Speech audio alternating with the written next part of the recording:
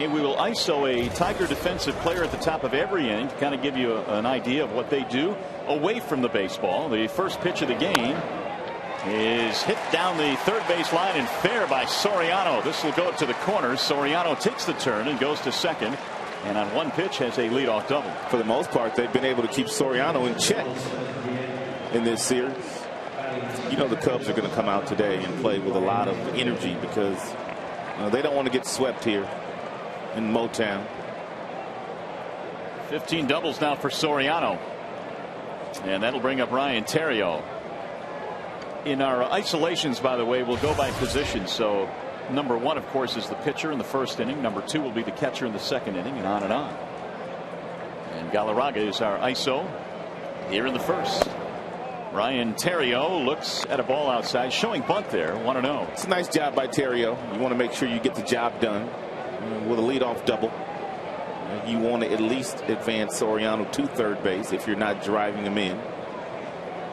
Cubs have had a very difficult time of scoring runs in this series, and they've been terrible with runners in scoring position. They were 1 for 15 in the ballgame last night. And it's just, I guess, kind of a microcosm. Without Aramis Ramirez in their lineup, they really do not have a whole lot of punch. In fact, Derek Lee leads them with 37 RBIs. I think Jim said it best in his post-game comments. And let's hope the Cubs get out of town and their offense is still struggling, and because they are going to hit. Galarraga, meanwhile, misses again, and now it's 3-0 on Theriot, who's simply just trying to bunt the runner up. They've got way too many guys with real good numbers on the backs of their bubblegum card for them to struggle all season long. Lou Piniella and the bench coach, Alan Trammell. Theriot has hit safely in 10 straight. And again, he shows bunt on 3-0. He lets it go by for strike one. That's a little bit of a distraction there. And usually you won't see a guy square around 3-0, but if you take away the catcher's mitt in this instance, and once Theriot squares around, Galarraga loses sight of the mitt of Ryan. Therefore, you'll see guys throw balls there. He was not going to bunt that 3-0 pitch. Now it's 3-2. Soriano led off the game with a double on the first pitch of the game, as a matter of fact. Cubs trying to jump out early in this one. Tigers have won the first two, nail biters, both of them. Derek Lee waiting on deck. And the 3-2. Ball four. First two men are on. You got to take your outs when they're trying to give them to you. And that's exactly what they were doing to Galarraga. They were giving him an out there. This is something the Cubs have, as we touched on, have not been able to take advantage of a lot of scoring chances. Last night it seemed like in a couple of different innings against Rick Porcello, the Cubs put the first two men on, but could not cash in. Well, this much we do know. Lee's not bunting, which means Galarraga's one pitch away from getting two outs.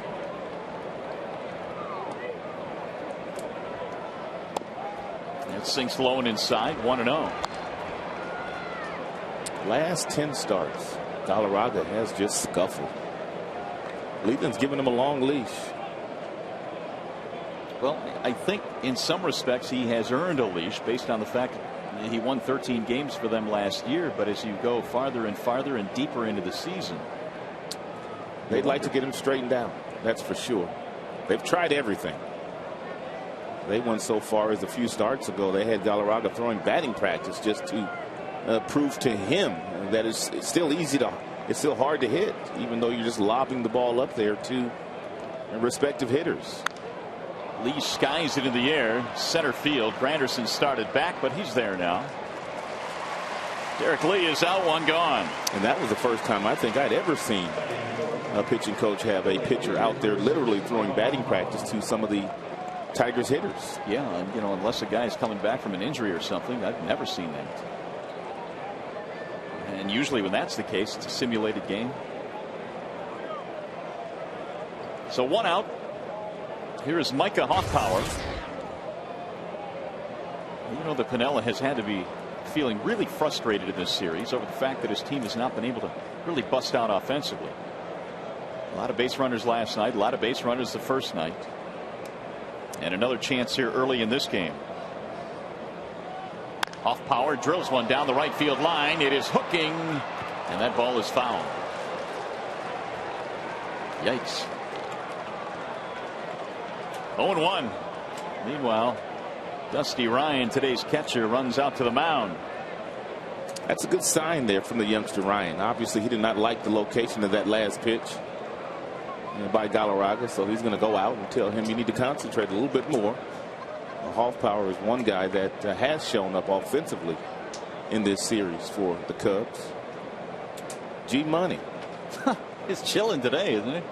With the day off. Yeah, he is. Got the shades going. Sweet shades, too. A well-deserved day off. There's the 0-1.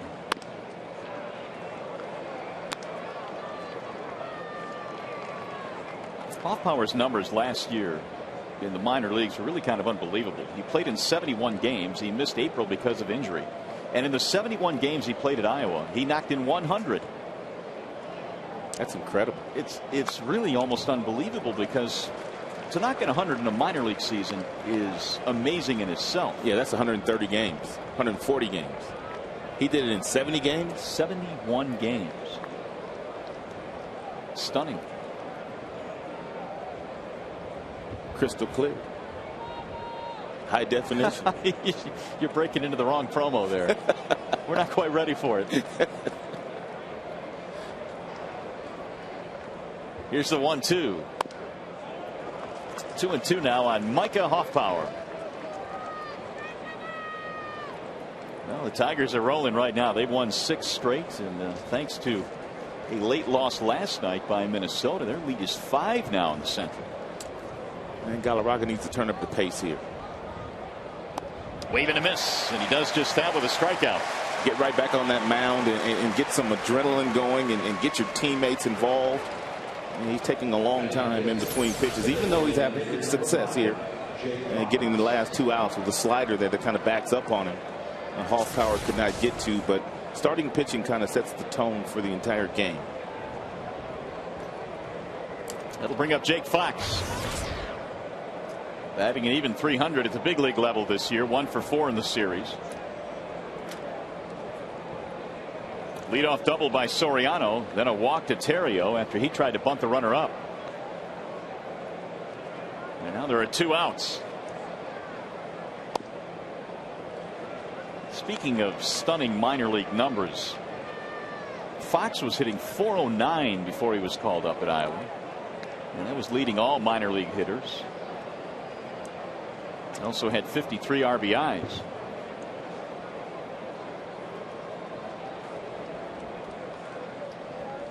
The 1-0. Driven in the air. Deep left center field. Hit well. Way back. And that one's gone. A 3-run homer with 2 outs here in the first inning by Jake Fox. Armando just cannot get out of the first inning. The former Michigan Wolverine comes back to the Motor City and puts a hurting on that one.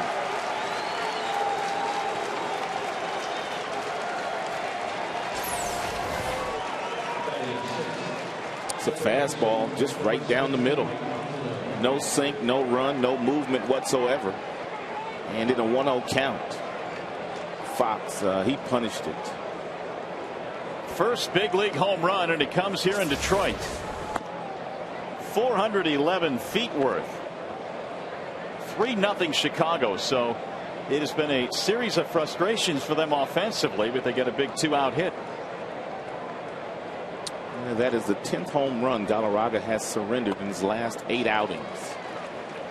So he's been bitten by the long ball. Mike Fontenot, the batter.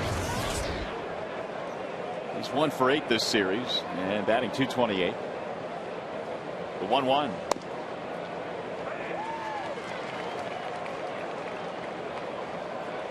Well, Galarraga's last victory was April 26th when he beat the Royals, going 6 innings, allowing just 1 run. And since then, it's been a series of losses and no decisions.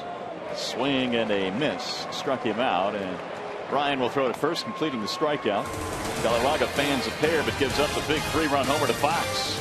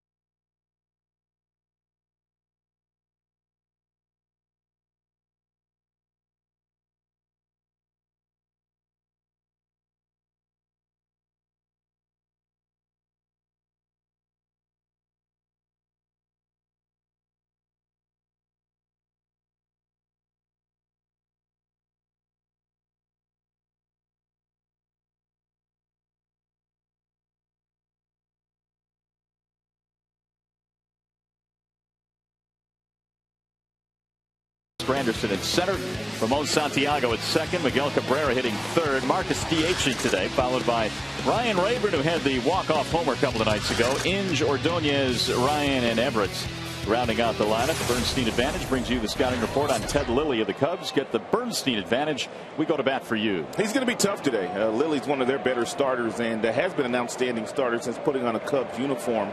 11 quality starts this year for Lilly. Also, obviously, very highly regarded. He was a starter for the United States on the World Baseball Classic team this spring. And he's also served up a few long balls to the Tigers in his career. Curtis Granderson leads it off. It'll be Granderson, Santiago, and Cabrera with a 3-0 hole to dig out of for Detroit early in this one. Yeah, Lilly competes out there. You talk to people surrounding the Cubs, and they will tell you this guy is the ultimate competitor. And not overpowering by any stretch of the imagination. Hit the other way to third. Fontenot has it. Granderson is out, one gone. Let's take a look at the rest of the defense for the Chicago Cubs. You know, Fontenot is playing at third base today. At shortstop, you've got Terrio, you got Blanco at second, Derek Lee, the talented Derek Lee at first. And the outfield is Hoffpauir, Fukudome, Soriano, and Coy Hill putting down the signals today for Ted Lilly. Here's Santiago.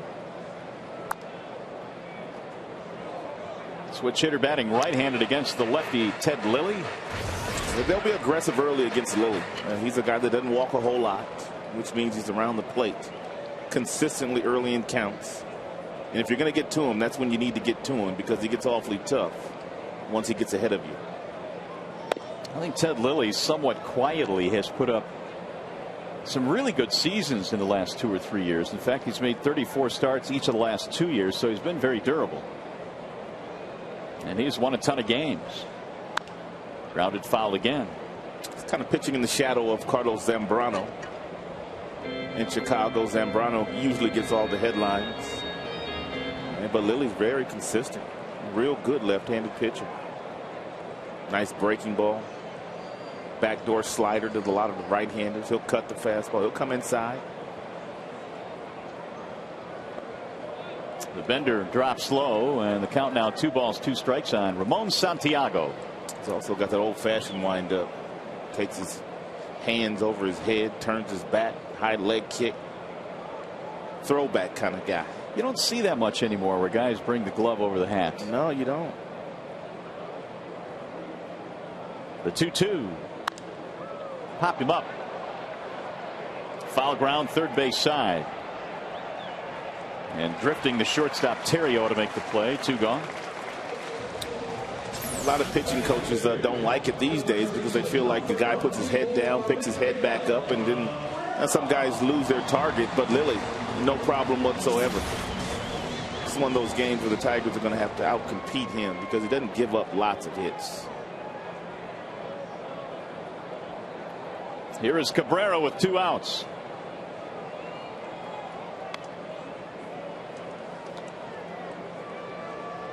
Cabrera's 15 home runs this year. Only 1 have come against left-handed pitching. He's been able to punish the righties, but left-handers has not found that power stroke yet.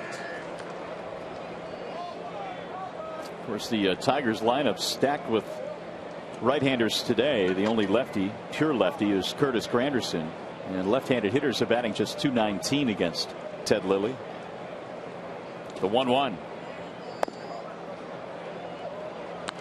Cabrera, a couple of hits in the series, including a home run. Yeah, Lilly is a smart pitcher. He has a 3-run lead, but if the Tigers somehow get the game close again, he will not let Cabrera beat him today. He will not get a lot to hit.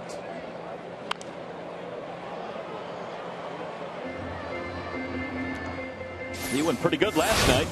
Played long ball in the 4th.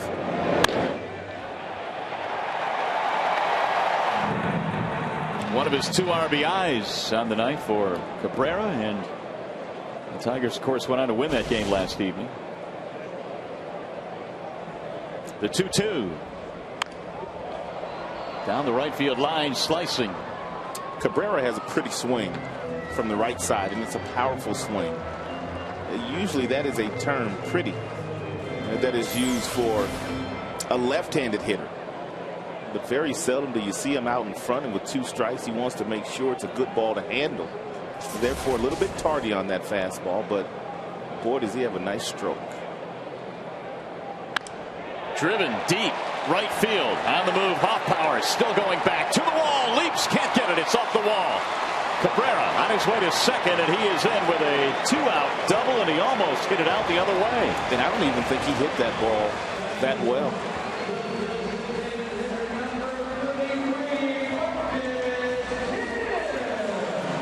That one was awfully close, and Cabrera is still staring out at that outfield wall. There's no argument right now for the Tigers. Let's take another look. He's got some kind of power. Some kind of power. Wow, that hit the fence. Up above the yellow line. Wow. No argument from our side. No. Now some people are talking to Jim Leland about it, but it's a little late. Well, let's see if Marcus can cash him in. First hit of the game for Detroit. Cabrera the opposite way with a double.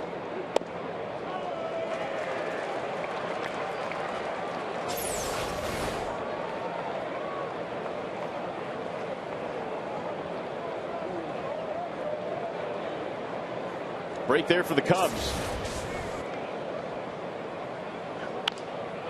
High pop-up. Shallow center field. The shortstop Terrio. And that is that. So the Tigers will get nothing. 1 in the books. 3-0 Chicago.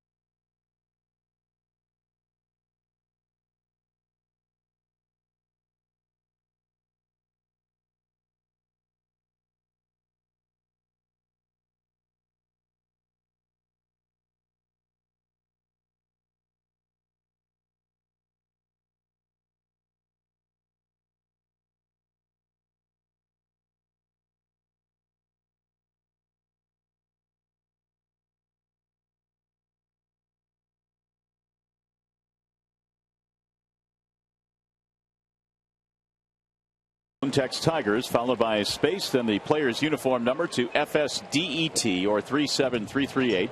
See the final results postgame during Tigers Live. And Cabrera looked like had himself a home run, but they called it a double. And you see it clearly bouncing off the gate above the yellow line. So the Tigers on the short end of that one. Fukudome will lead things off again. This is our isolation game where we are isoing one of the Tiger defenders.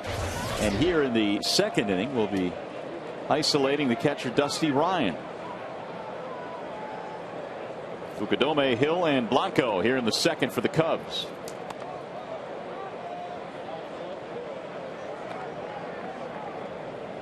Jim Leland, I think, still talking about that on the bench. Tigers missed an opportunity perhaps to go out there and make an argument. Well, we know this much. The umpires would have gone underneath to review it if no one clearly saw it. So, but you really can't ask for that if you're the manager. It has to be the discretion of the crew chief. Yeah, Leland can't go out and demand that a review or a replay be looked at. Colorado having a tough time throwing some strikes. 3-1 on Fukudome. Easier said than done, obviously. But he needs to get on track.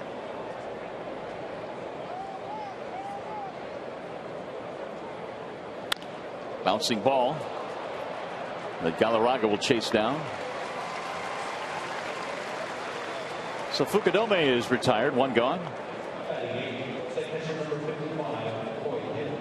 And we talked about the isolation of the catcher. Anytime ball hit on the ground when nobody's on base, and catcher's got a responsibility of heading down toward that first base line, down toward first base, just in case it's a bad throw. He can go over and pick it up. Dusty Ryan's a big kid, about 6 feet 5 inches, but able to get that large body down low enough to give Galarraga a nice low target. Also stay out of the way of Ted Barrett, the home plate umpire. You'll notice when there's a runner on base, though, he stands up a little bit more, which gives him a better athletic position to throw if the base runner's attempting to steal. 0-2 on Coy Hill. I asked Dusty yesterday if in his travels in the minor leagues he had any umpires tell him that he needs to stay low and that he is blocking their view, and he said about a quarter of the umpires, about 25%, said that he has to concentrate on staying low a little bit more. He said, but the higher I got up in the higher levels in the minor leagues, the less he heard it. There's a wave and a miss, and down he goes. You notice most umpires usually favor one side or the other. In this case, it appears that Ted Barrett is looking over the right shoulder of Galarraga. But you will have other umpires that look over the other shoulder, just depending on what their comfort level is. And that gives the big league umpires a really nice view as to what they're seeing as far as calling the balls and strikes. Here's Andres Blanco. I guess I always wondered, isn't it really the umpire's job to make sure he gets a good look at the ball, regardless of the size of the catcher? Well, the umpire will probably simply tell Dusty, if you want strikes called, you better stay down low enough so I can see. The 0-1. Grounded foul. I found it interesting, though, that when Dusty said, yeah, he was told by a lot of umpires that it was at the lower levels of the minor leagues, and the higher he got, the fewer umpires would actually make an issue out of it. Right.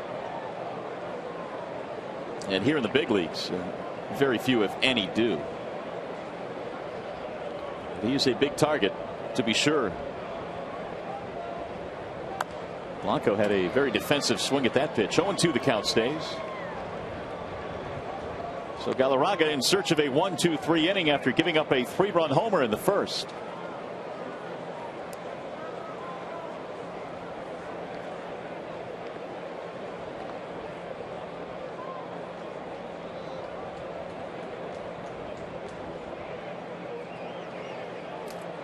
And again, the 0-2. That one sails outside. 1 ball, 2 strikes on the former Kansas City Royal, Andres Blanco. Played with the Royals in 04 and 06.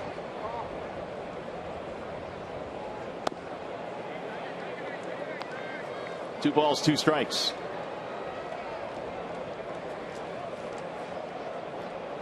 Aaron Miles was supposed to start this game, but was a late scratch. Apparently hurt himself during batting practice, so he is not playing today. At least not in the starting lineup. Cubs in the middle of a 10-game road trip. Tigers, of course, getting ready to start a long road trip. We just came off a long trip. Barely had time to do the laundry. Barely. That's the way the schedule goes, though. Little tapper hit slowly toward first. Easy play for Cabrera. It's a 1-2-3 inning for Galarraga. You're watching Tigers baseball today on Fox Sports Detroit. Brought to you by Bell Tire.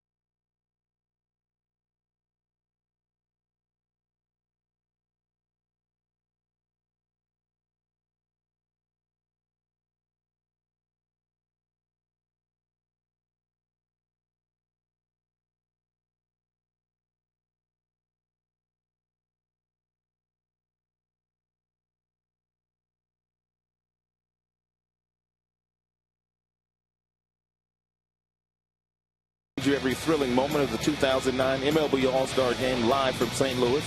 Coverage begins Tuesday, July 14th at 8 p.m. Eastern, only on Fox. Here's Ryan Rayburn to lead it off as the Tigers bat here in the second. Down by 3. Rayburn first pitch swinging, pops it up shallow center field. Fukudome. 1 pitch, 1 out. That's what Lilly will do. He will throw that fastball right around the belt buckle or higher, especially to the guys that he knows that are free swingers. And that was a tough pitch for Ryan to get on top of. Now Brandon Inge. 2 for 7 in the series for Brandon. 17 home runs, 49 RBIs.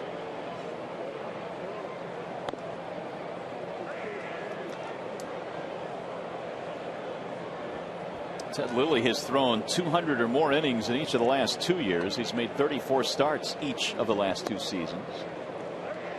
Very durable. Has been a big winner. In fact, he won 17 last year. He's ahead of Brandon here, 0-2.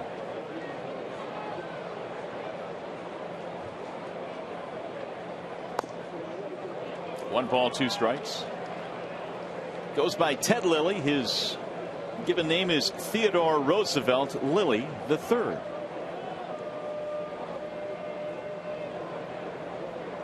The 1-2 pitch.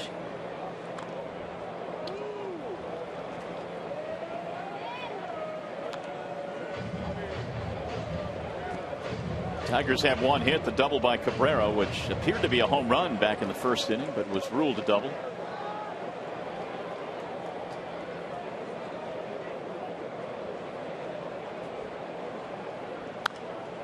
We've talked about how a lot of the Japanese pitchers, Rod, really kind of center their game around deception, and I think Lilly is probably in that category as well. I mean, obviously he's not Japanese, but boy, there's a lot of hesitation. Brings the glove over his hat. He also hides the baseball very well. And once he turns his back to the hitter, and the ball kind of gets on you before you know it, he hides it very well. And when you're not overpowering, it's important that you do some things that limit the look that the opposing hitters get at your baseball.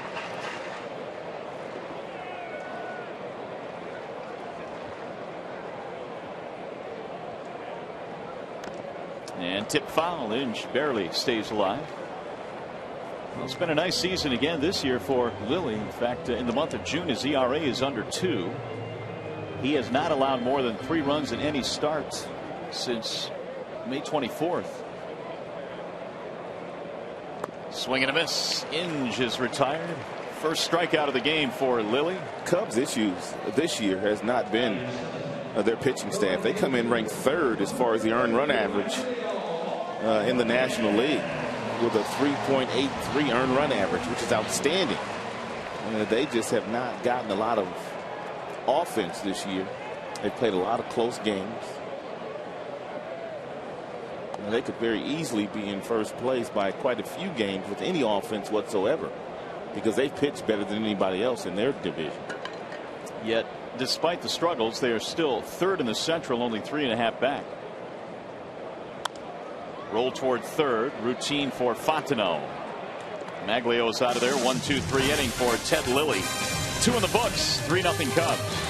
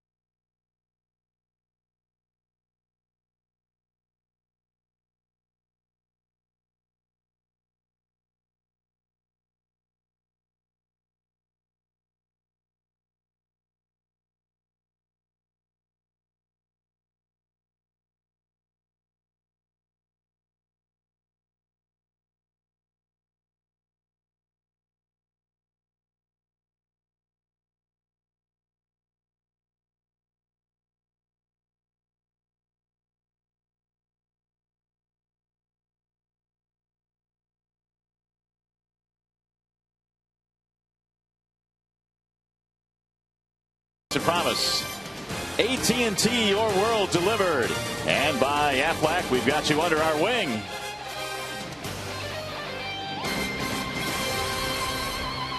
It is a very warm afternoon here at the ballpark. Tigers down to the Cubs 3-0 as we go to the top of the 3rd inning. In our isolation game, it's the 3rd, so that means position number 3.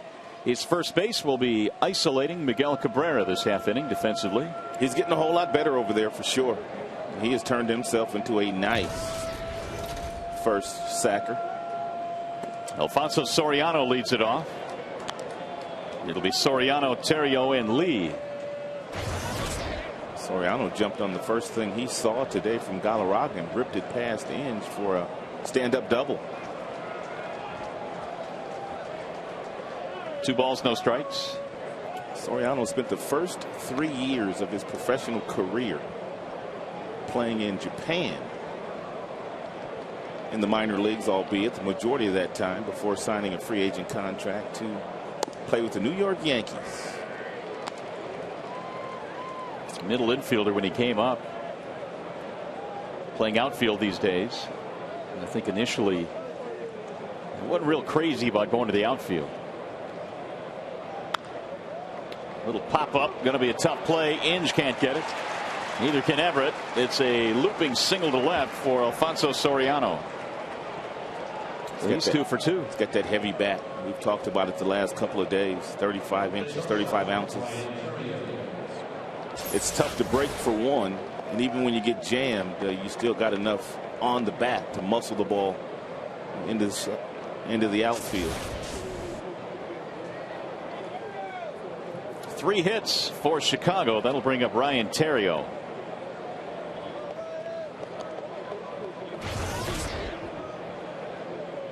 Theriot tried to bunt the runner up back in the first. He ended up walking.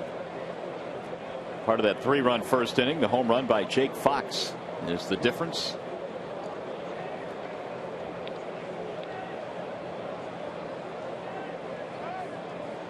As we ISO Miguel Cabrera, Leland was talking about his development just yesterday down at first base, and he feels that he is a Gold Glover in the making. Eventually, he said he's made real good progress down there. There's still some work to be done.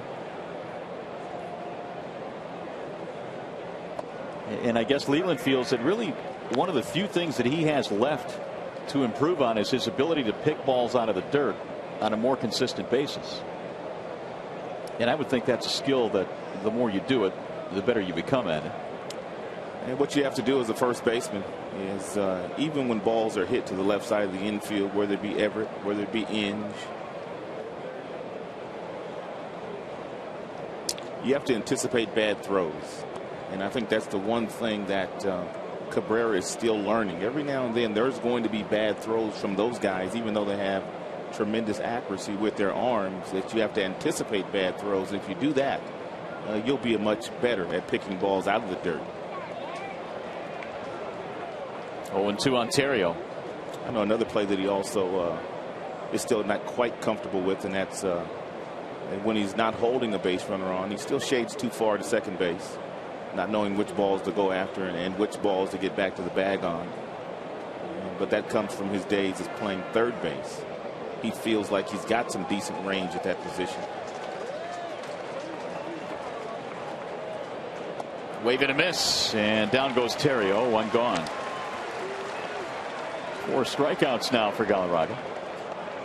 Well, in speaking of that ability for Cabrera to kind of figure out when to go for the ball and when to head back to first base, Leland was saying a couple of things really for that. You got to know where your second baseman is, and secondly, you have to realize how hard the ball is hit.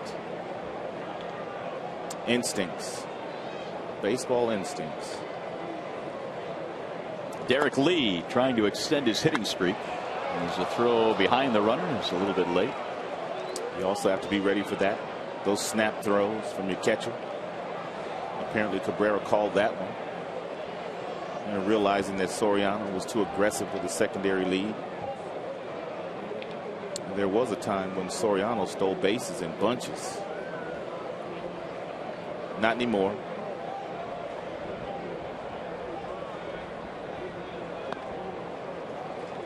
Lee's hitting streak is at 21 straight. And in that stretch, batting .373 a couple of years ago in 05, he had an 18 gamer. So this is a career high for Derek Lee.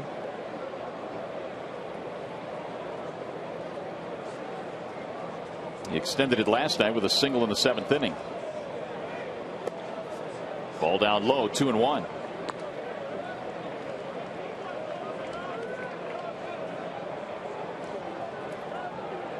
Galarraga had an easy 1-2-3 second. Leadoff single here in the 3rd.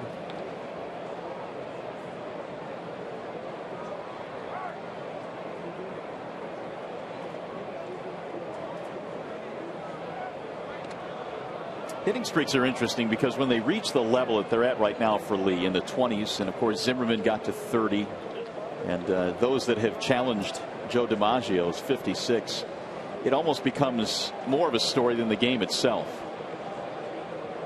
I don't think we're quite there yet with Lee in the 20s, but they're starting to mount. It's tough to have lengthy hitting streaks once you start getting in the 20s, 30s, because in the old days you would usually see one pitcher during the course of a 9-inning game. And nowadays you're seeing a 6th-inning starter, a 7th-inning guy, an 8th-inning guy, a 9th-inning guy. You're seeing so many different looks and so many different games. It's tough to keep those lengthy hitting streaks going. Yeah, and the guys you're talking about typically these days on most staffs throw upper 90s or mid 90s at least. Out of the bullpen for sure. Yeah. 3-2. Soriano breaks, driven in the air, deep into left field. Rayburn going back to the wall to make the catch. He just missed that. Soriano taking his time getting back. He might get doubled up. He does. Bad base running. He just stopped around second base, trying to locate the ball, and he's doubled up. We'll take another look at it when we come back from break. And a break there for the Tigers.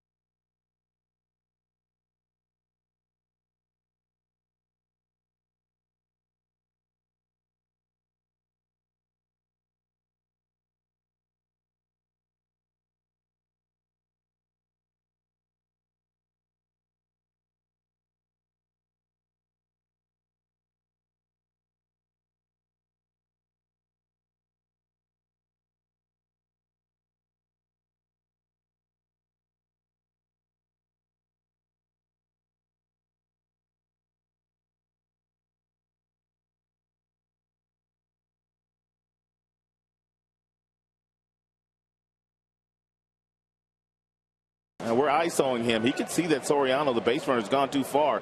And he's telling Rayburn, get the ball in, get it in. And they were able to double off Soriano, who got way too far on a fly ball to left field. What is Soriano looking at? Well, the play's right in front of him. Yeah. Tigers should take it. Soriano's had a nice day at the plate, but a base running error there ends the inning. Dusty Ryan is leading it off in the bottom of the third, and Lilly misses down low. It's good recognition there by Cabrera at first base to recognize that he thought from his vantage point Soriano had a chance to get doubled off, and he's probably the main reason why they were able to execute that play. And we picked correctly by isolating him in that inning, and Cabrera asking for the baseball, got it in time for the double play. Ryan Everett Granderson here in the third. Lilly had a 1-2-3 second.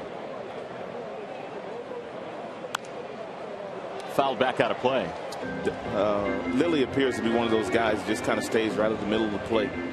Everything either inside or tailing away from the right-handers. A little backdoor slider to the right-handed batters. He's got that real good breaking ball too. Nice curveball. There it is. Real good depth to it. And he's a great example of why managers need at least one left-hander in their rotation, because it gives you such a different look, especially a guy like this that has that very good breaking ball. And you can shut down some lefties. Fouled away again by Dusty Ryan. Called up from Toledo on Friday, where he was batting .259 with 7 home runs for the Mud Hens.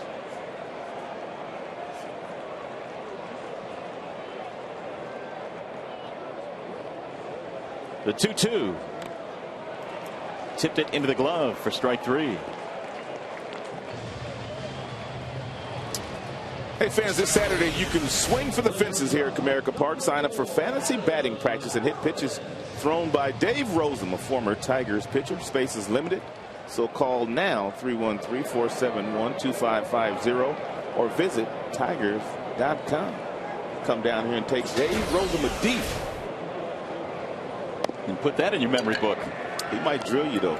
Rosie will drill you though. What are you saying? You take Rosie deep, he'll come high and tight on you. They make you wear helmets, I suppose. Yeah. Just to be sure. Everett, the batter. No balls, 2 strikes on Adam, who is 2 for 3 in the series.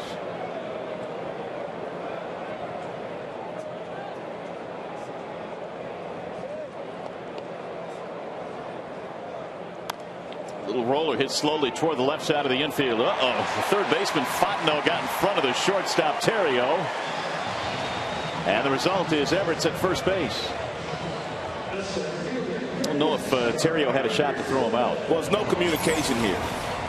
Really, Fontenot, he can take this ball if he chooses to do so, because you can cut in front of the shortstop. It's an easier play for the third baseman.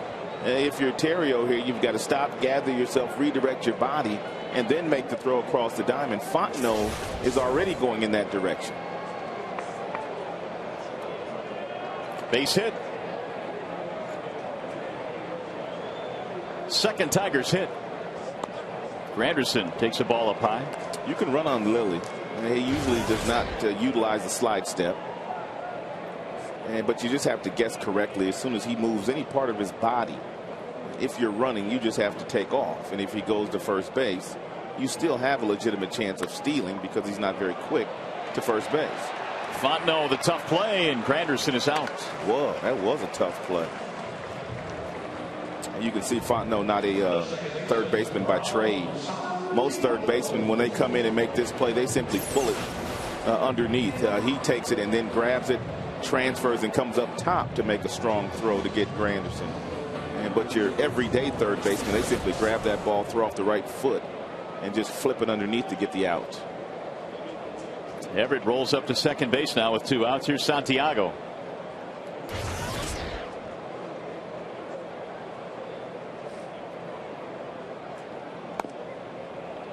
Ramon popped it up back in the first inning, 0 for 1. Polanco getting the day off today, so both Santiago and Everett in the starting lineup.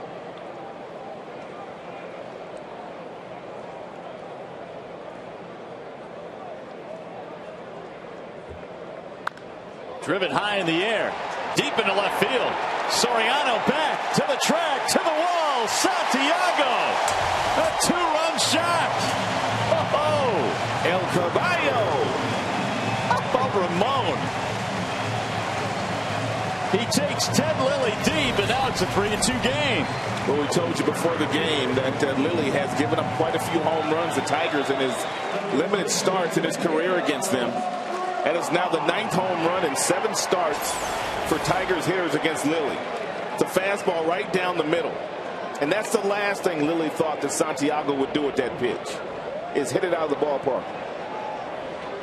Well, we've often told you that Leland loves to put power in that 2 spot. I don't think he had that in mind, though. Santiago hits his 5th.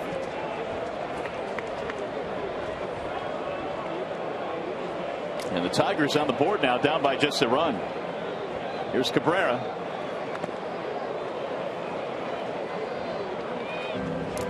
Ramon also picks up 2 more RBIs, giving him 23 for the year. Normally in that platoon with Adam Everett at short, but getting the start today for Polanco. Wave and a miss.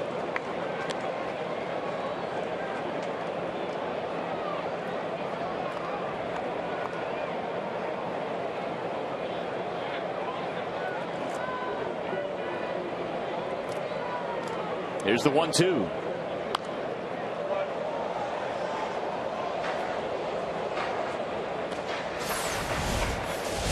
Back to the first inning on that ball that Cabrera hit. Was it a home run? It appeared to hit the gate up above the yellow line. It was called a double, though. Good pitch. Cabrera knew it. He's out of there. So the Tigers will get a couple. Santiago flexing his muscles. A 2-run shot, 3-2.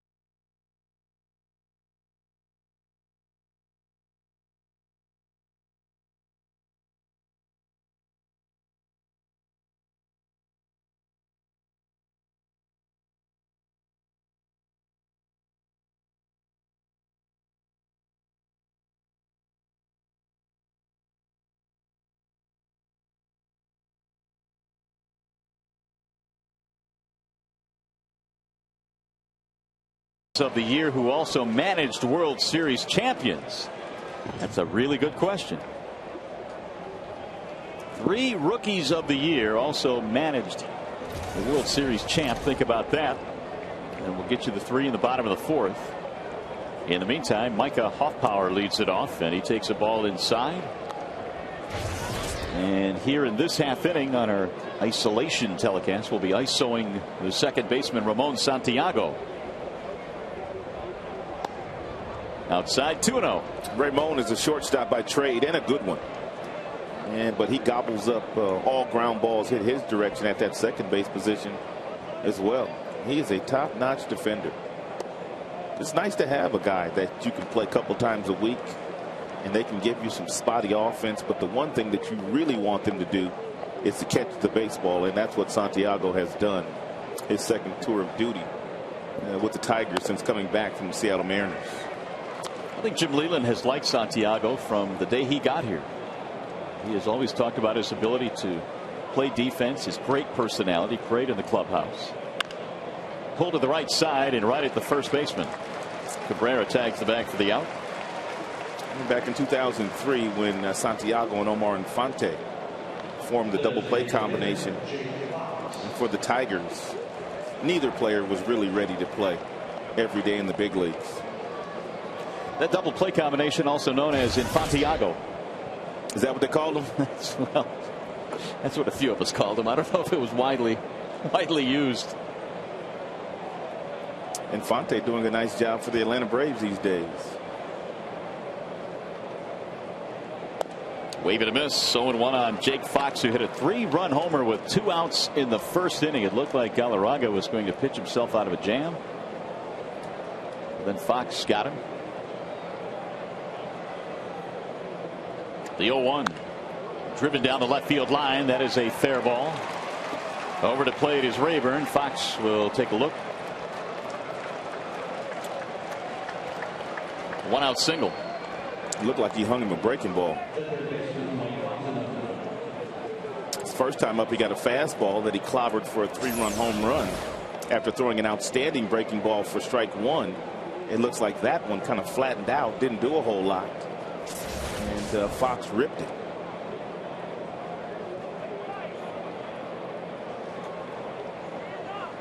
Mike Fontenot.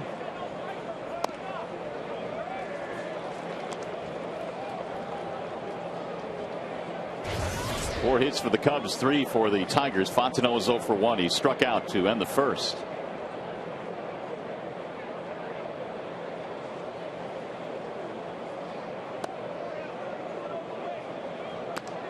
One ball, 1 strike.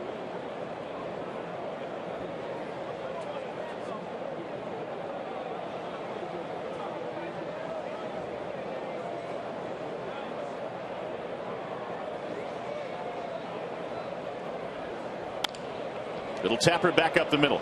Santiago backhanded flip 1. And that is all they will get. It's a tough play there for Santiago. Really to get 2, and you can see by the reaction of Everett once he got it. He wasn't expecting it from Santiago.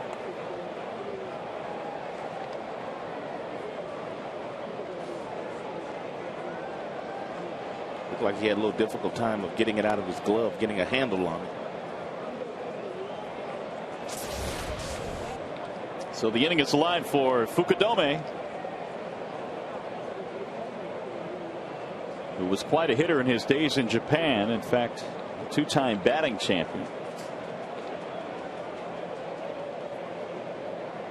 And there was one year back in 2002 where Fukudome won the batting title, which kept Hideki Matsui from winning the Triple Crown that year in Japan. Fukudome won the batting championship.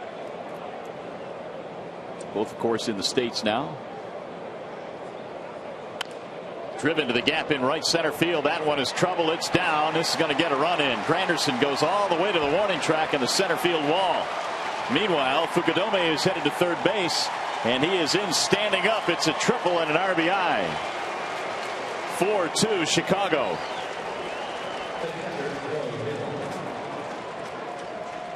Cubs have scored all their runs today with 2 outs.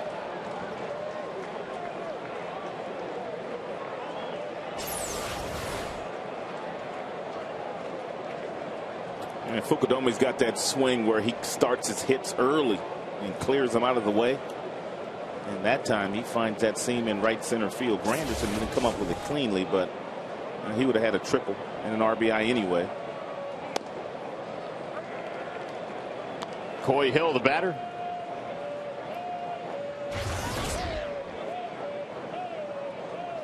Hill struck out back in the second and is now 0 for his last 12. Giovanni Soto caught the first 2 ball games in the series. The 0-1 is outside and stopped there by Dusty Ryan. 1 ball, 1 strike.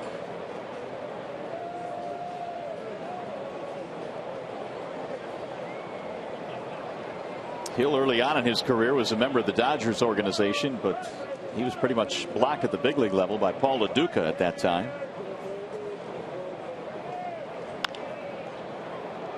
That is a foul ball.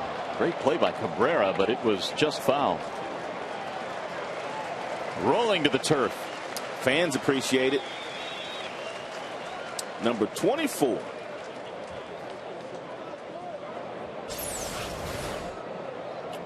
A couple of steps and a dive and a roll.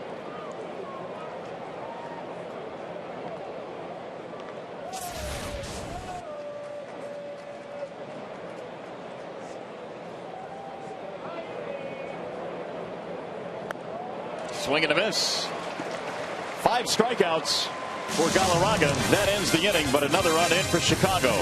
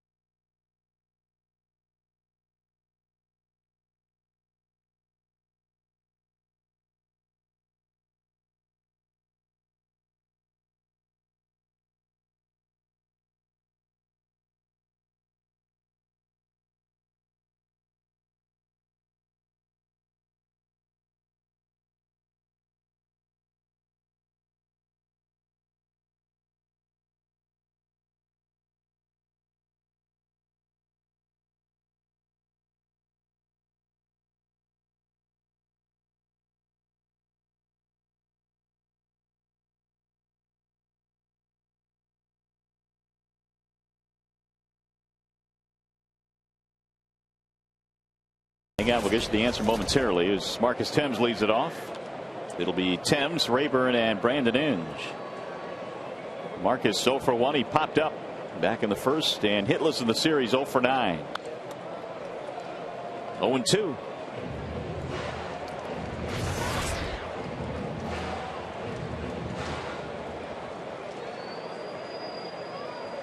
Ted Lilly gave up the 2-run shot to Ramon Santiago back in the third.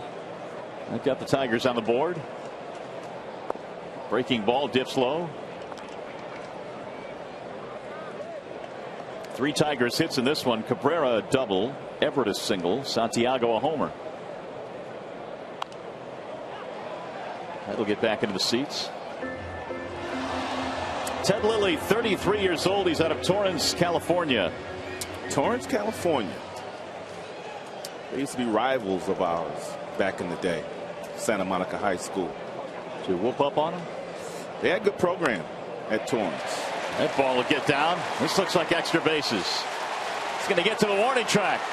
Marcus to second, and he'll pull in with a double. What a great swing by Marcus.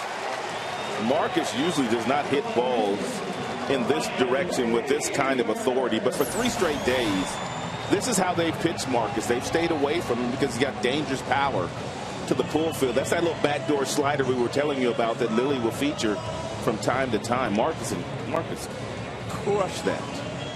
If he could do a little bit more of that, and then you start to force opposing pitchers into giving you what you really want, and that's the inside fastballs, and then you can play long ball every now and then, but you got to show them you'll go the other way every now and then. Yeah, but Torrance was a good program in Southern California. North Torrance, South Torrance, El Segundo, where George Brett went to school. Yeah, that's right. A lot of talent in Southern California. Ryan Rayburn, the batter. Rayburn a couple of nights ago hit the walk-off against Kevin Gregg. Rayburn was saying usually I'm the guy that's delivering the shots in the pile at home plate. This time they were beating up on me as I rounded third and came home. He said he didn't feel one punch. Didn't feel himself running around the bases. I'm sure that's true. He tried to hold up, couldn't do it though. 2-1. It's a big AB here. You got to get Timms to third base. You'd love to drive him in, but you have to get him at least to third. More than likely, Lou Piniella will keep his defense back with Inge coming up. Rayburn not so sure about that call. Ted Barrett assures him it was a strike. 2-2. Here is Inge waiting on deck.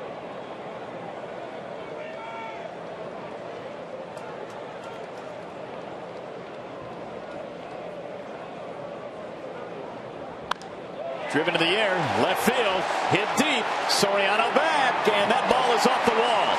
This will get a run in. Rayburn on his way to second, slides in with a double. Back-to-back 2-base hits is 4-3.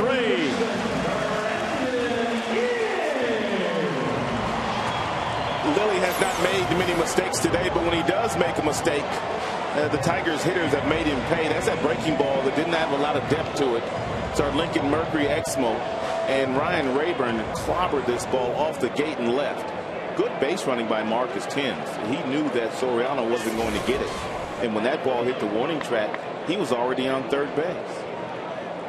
And now here is Inge trying to tie this one up. Marcus read that one nicely. Just chipping away at Ted Lilly, which is what the Tigers have done in this entire homestand. They've seen some good opposing pitchers too. Zambrano, Harden, Gallardo with the Milwaukee Brewers. Competing with all of them. Lilly career was 2-3 against the Tigers coming in, an ERA of 3.96.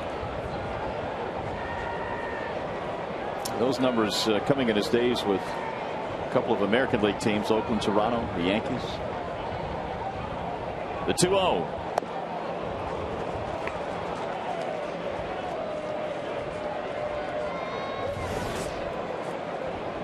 Boy, look, he's a strike thrower. 60 pitches, 44 hit the strike zone. That's why the Tigers are somewhat aggressive here this afternoon. Why wouldn't you be?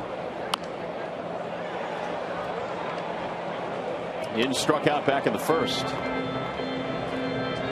One of just 3 on the afternoon for Lilly. He got Dusty Ryan and Cabrera in the third.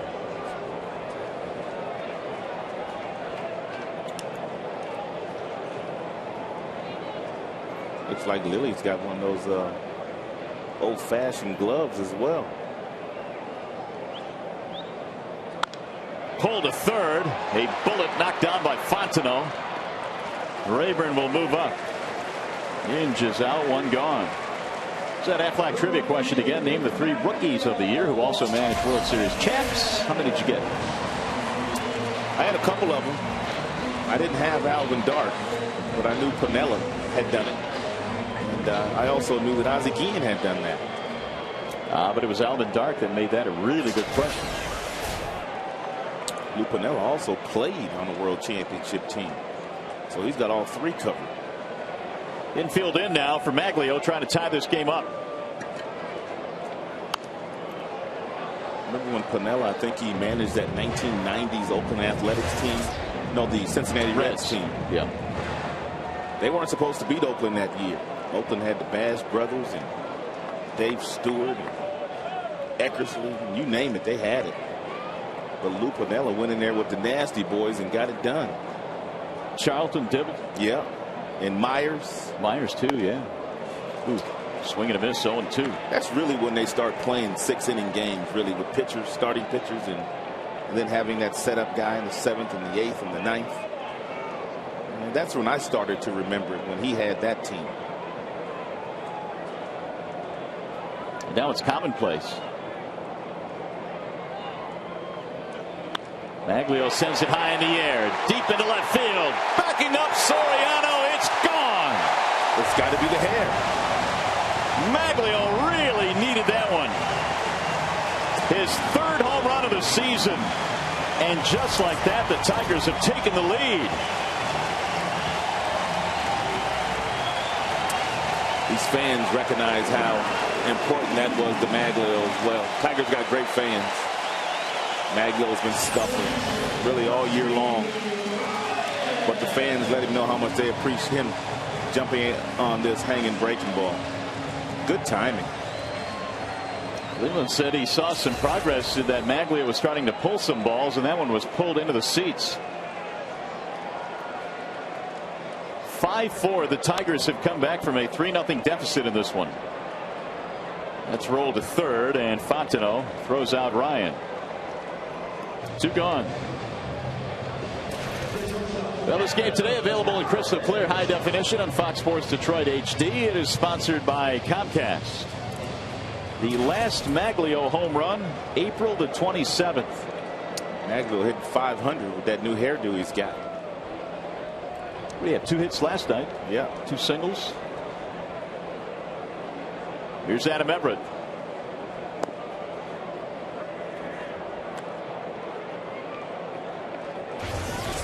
Tigers now have multi-home run games at 8 of their last 9. Everett had a single score to run his last time up. So the Tigers now have home runs from Santiago and Ordonez, which gives them a total of 2. They need 1 more to make it 3 for free Arby's tomorrow. The 0-2 pitch.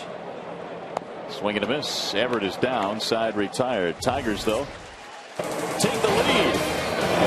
Maglio, his first home run since late April.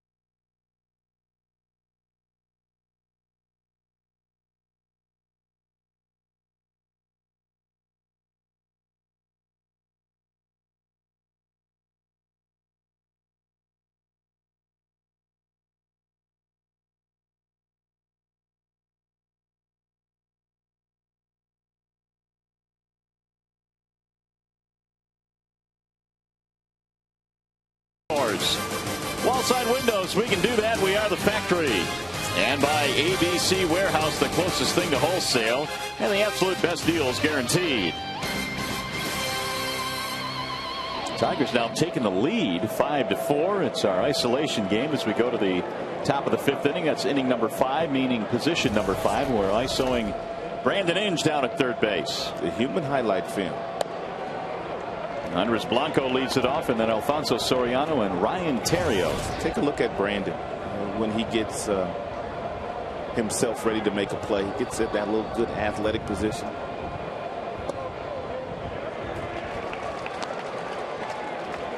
Just as the ball gets in the hitting zone, he gets right on the balls of his feet. And so he can move laterally, east or west. He can come in, he can go back. And it's one of the reasons why Brandon makes so many outstanding plays. His footwork before the balls even hit. Take a look at it.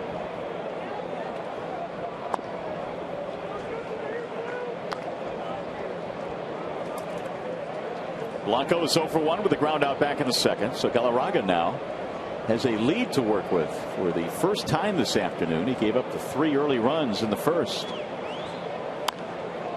Driven in the air. Right center field, Granderson.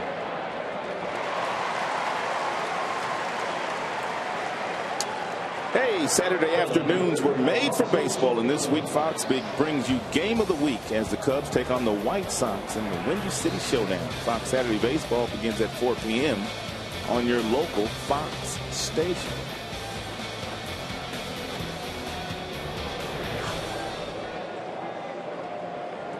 Here's Soriano. Swinging on the first pitch. Just about the same area. Maglio's going to get this one. 2 gone.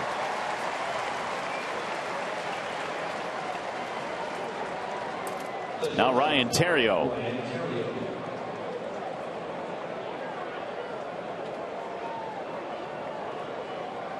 Galarraga surrendered 3 in the 1st to 1 in the 4th inning, and all of the Chicago runs today coming with 2 outs.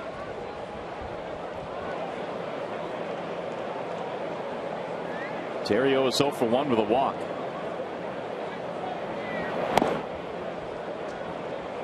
Ryan Theriot, born in Baton Rouge, went to LSU, and he's got to be a happy camper today. LSU beat Texas for their 6th national title last night in college baseball.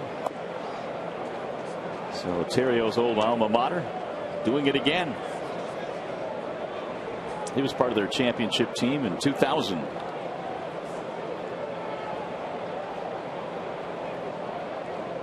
The 2-0 pitch.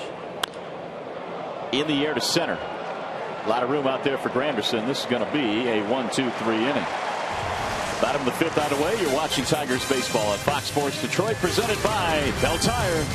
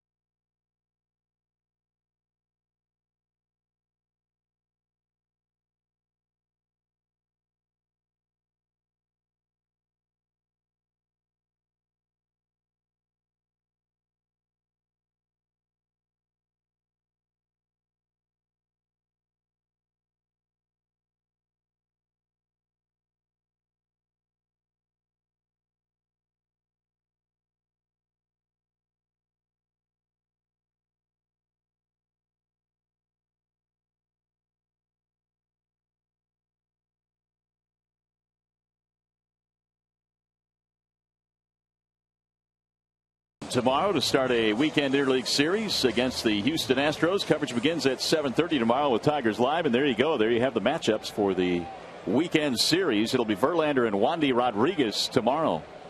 Tigers baseball presented by Bell Tire on Fox Sports Detroit.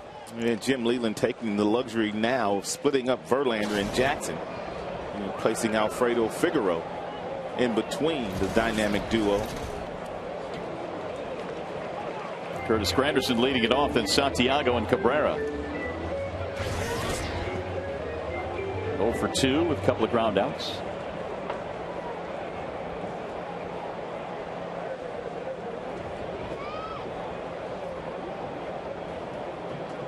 And splitting up those two, I think, was something that he had to think long and hard about.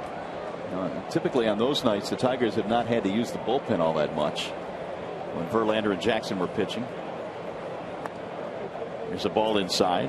Yeah, I think it was okay once when those two were back to back. But now with Figueroa being up here, and he's another guy that Leyland will have to watch as closely as Porcello, young starter. He needs to make sure he gives the bullpen a little margin for error, and making sure that the days when Jackson and Verlander aren't pitching, the bullpen is protected and rested for the two kids.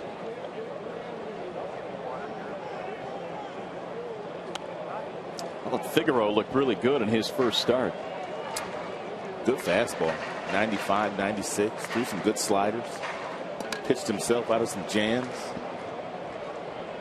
He's got a chance. He's got talent.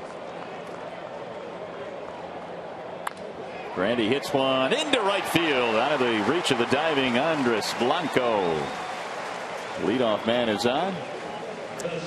Ice Age, Dawn of the Dinosaurs is hatched in theaters July 1st. The coolest comedy of the summer.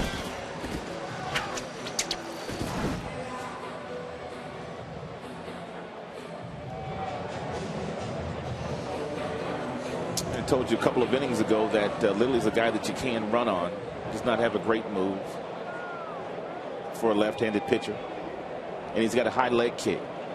And so if you're Granderson and you do decide to go, it's got to be one of those jumps where you go first movement.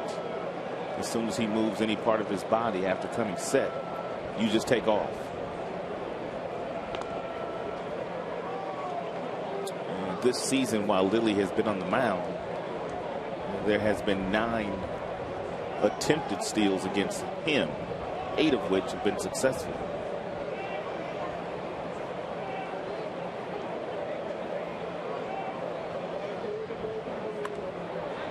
Bunted back to the mound. Santiago with the sacrifice. So move Granderson into scoring position. And you set up your big boys now with Cabrera strolling in. Been a nice day already for Santiago. A homer and now a sacrifice.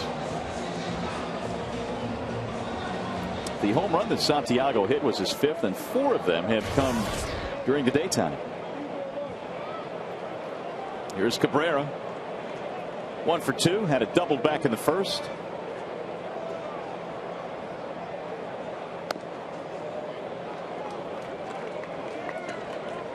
It didn't seem like it was long ago that we were lamenting the fact the Tigers offense just wasn't getting anything generated. It was frustrating Lloyd McClendon. It was frustrating Jim Leyland. But on this homestand, especially today coming back from a 3-0 deficit, they have really showed a lot of life.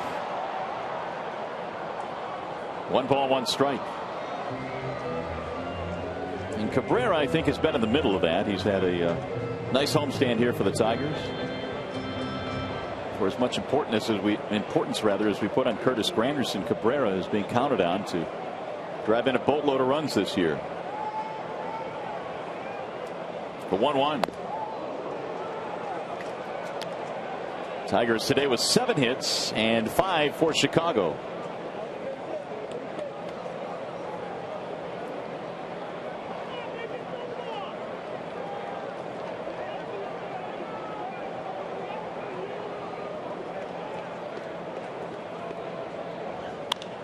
Line to left, looping, sinking, dropping in, a base hit. Granderson gets the 3rd and stops there. I don't think Curtis got a good read on that line drive to left. Don't know if he knew where Soriano was playing before that ball was hit. This ball gets in on Cabrera, but he's so strong he muscles it into shallow left field.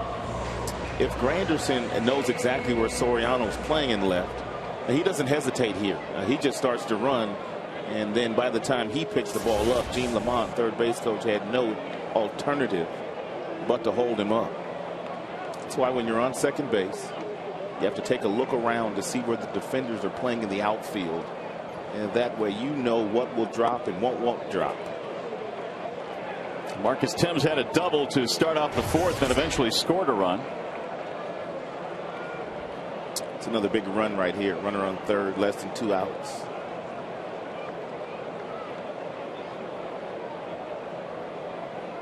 Ooh, look out.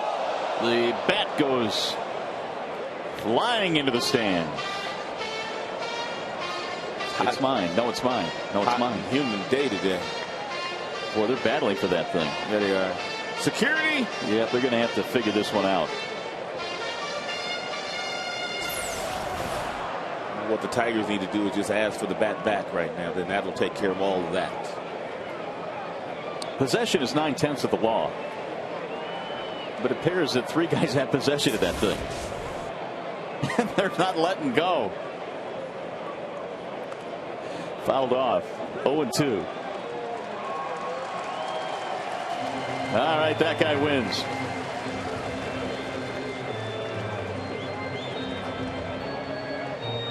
It's kind of like kids who were choosing up sides. You'd go up and down the bat handle. Yeah, remember those days.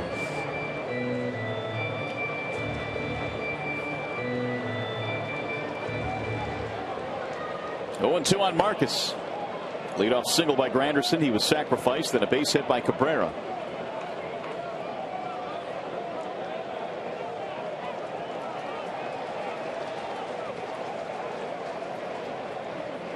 Wave and a miss, and Marcus goes down. 5 strikeouts for Lilly. That's a rather large one. It's going to take a 2-out hit now from Rayburn.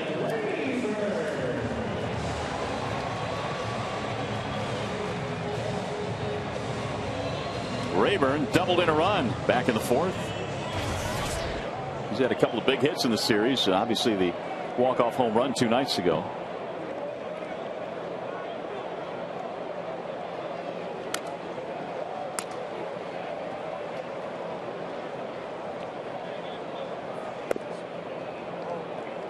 Ryan now 17 RBIs this season, playing more like the Ryan Rayburn we've seen the past couple of years. When he was first called up this season, he really struggled. Had that game in Anaheim in which he lost a couple of fly balls in right field.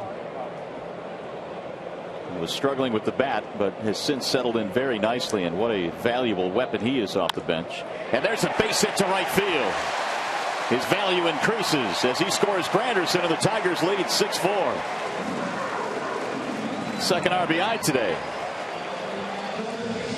Nothing like a 2-out knock. It's going to bring Larry Rothschild out, the pitching coach. Good approach here by Rayburn.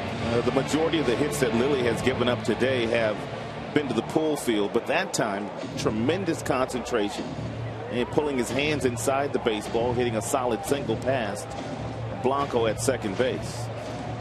That was a pitch that Rayburn could have pulled had he chosen to, but he already had his mind made up what he wanted to do. Now Granderson and Lloyd McClendon talking about that base hit that possibly he didn't score on.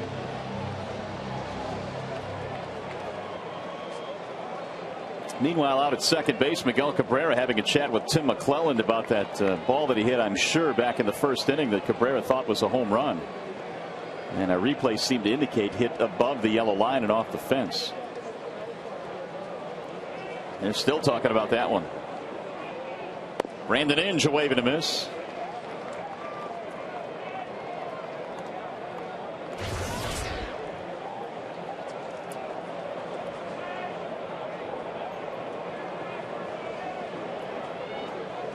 Inge 0 for 2, strikeout and a ground out.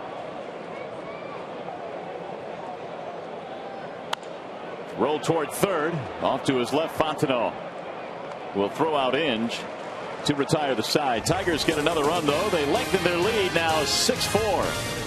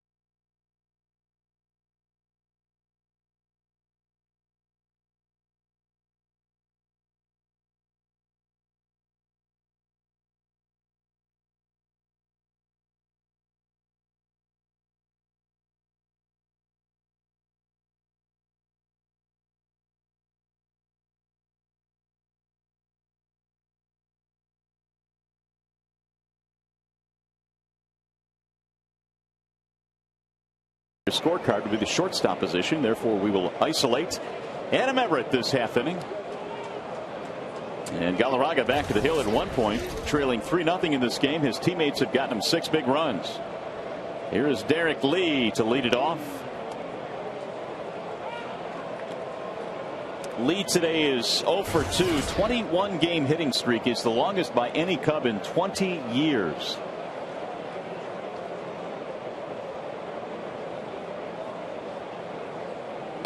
And Galarraga misses inside 2-0. And you can see that Everett also does what Inge does at the third base position.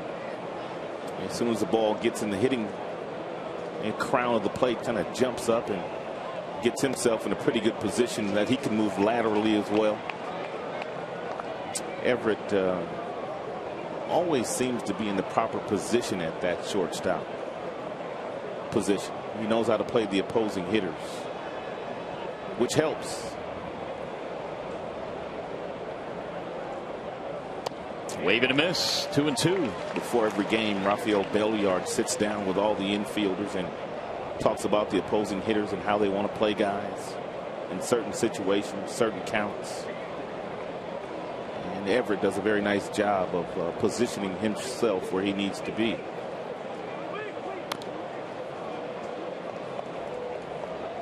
Well, I think Everett is enjoying his time here in Detroit. Of course, he played in Minnesota briefly last year with the injury, kind of limited his games. But Adam has been a nice addition to this team. And Leland was saying how his personality has fit in well. And of all the teams that Leland has managed, this is one of the best that he has had in terms of the mix of personalities he has in his clubhouse. That's driven to right field. It's slicing toward the corner. It's a foul ball. 2-2 on Derek Lee. Off Power and Fox to follow. There was activity in the Detroit bullpen. Robertson, the lefty. Dulce, the righty.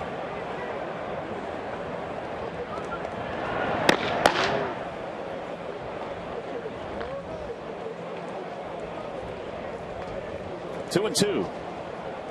By the way, that longest hitting streak the Cubs had, or the long one they had 20 years ago, was Jerome Walton, who had a 30-gamer back in 1989. And this current streak by Lee is the longest since.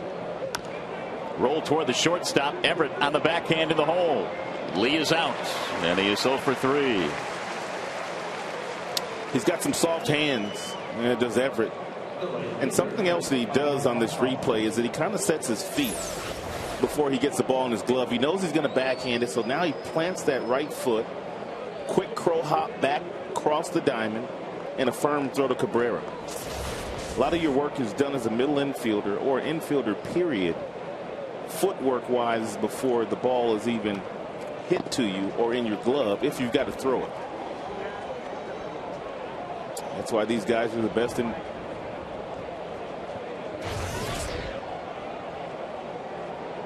anywhere. Here's Hoffpower. Pulls this one. Cabrera down to his knees. Oh, the Tigers infield can play some defense. One of the keys to this particular play is once you get up, you got to show the ball to your pitcher. He gets up now, he shows it to him.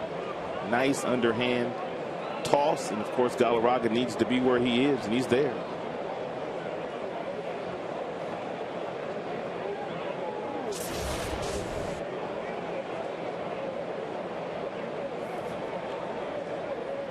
Two outs for Jake Fox. 3-run shot in the first. Got the Cubs off and running today, but the Tigers have come storming back with 6 runs on 9 hits.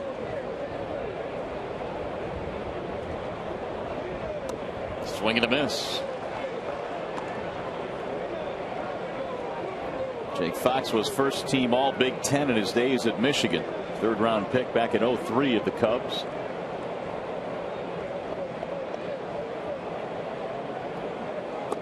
Hit his first big league home run back in the 1st inning. This guy's also been quite a pinch hitter this year for Lou Piniella. 5 for 8.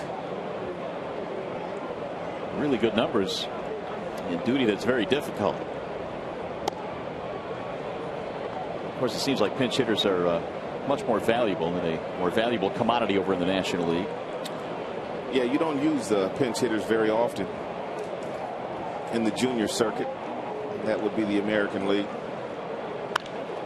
Pulled down the left field line. It's another hit for Fox. He's 3 for 3. This one is going to be a double. He has hit 3 mistake pitches today. Yeah, but give him credit.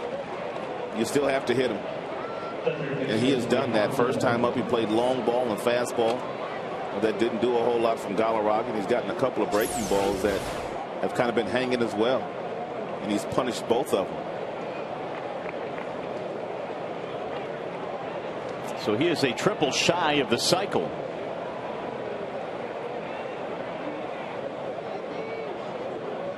Everett setting up the relay and the cutoff. Driven foul back out of play by Fontenot. It's kind of give you an idea of how much more important pinch hitting is in the National League. The Cubs have pinch hit 99 times this year. By comparison, the Tigers in the American League 37 times.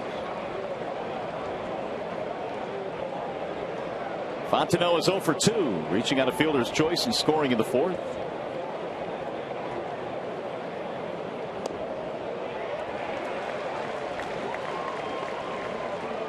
No balls, 2 strikes. Talked about this stat a little bit last night, but the Cubs really have not, aside from a couple of times today, been very good with men in scoring position. 2 for 27 in the series.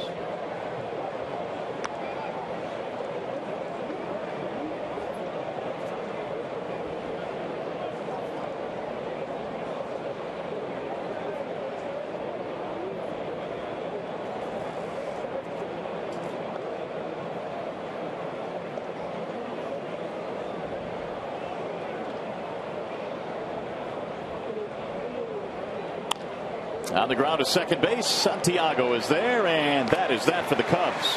2-out double stranded, 5.5 in the books. Galarraga and the Tigers lead 6-4.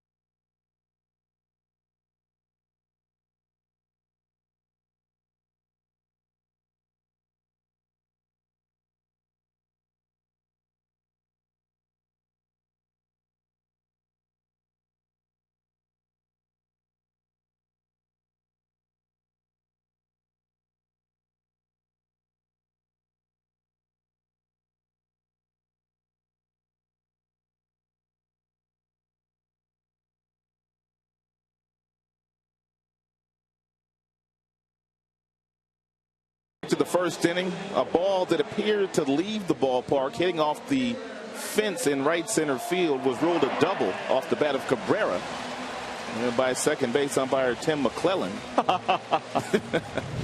And of course, there was no argument on the Tigers side, so that's exactly where he stayed. But it was clearly a home run. And Coors Light Freeze Can, brought to you by Frost Brewed Coors Light. That was a great shot of McClellan. Yeah, it was. I don't know. Maybe we missed that one. Here's Maglio leading it off in the bottom of the 6th. Ted Lilly back to work. Tigers have 9 hits today. They lead 6-4. Nice job by Galarraga. He's given up 4 runs, but his ball club so far has given him enough offense, and which Jim Leyland desperately needed today after using the majority of his bullpen last night. Everybody but Freddie Dolce was used for Leyland.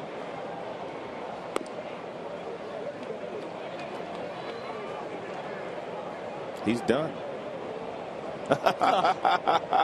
Isn't that nice? That's beautiful. I'm telling you, that's beautiful. You don't know how hard these coaches work with some of these guys, especially when you've had the kind of struggles that Galarraga has had his last 10 starts. It's a special relationship.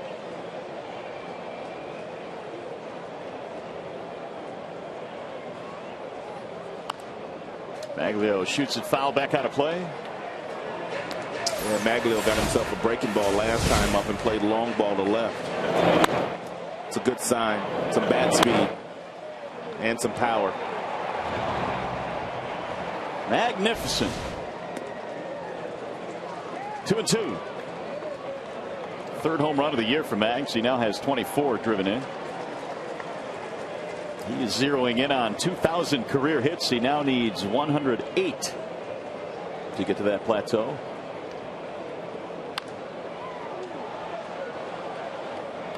Well, for as good as the Tigers offense is clicking right now, boy, what a lift if Maglio gets to where he was last year and the previous years. He is not far removed from winning a batting title here in the American League. The 2-2 pitch. He swung on and missed. He chased that time, and down he goes. 6 strikeouts for Lilly. By the way, the July double play lets Tigers fans turn 2 at their wallet for select games in July. Get 2 upper box tickets for only $29 or 2 lower box seats for only $49, a savings of $15. Call 866-66-TIGER. Visit tigers.com for more information. Dusty Ryan hits one to left, base hit. A 1-for-3 day today for Dusty.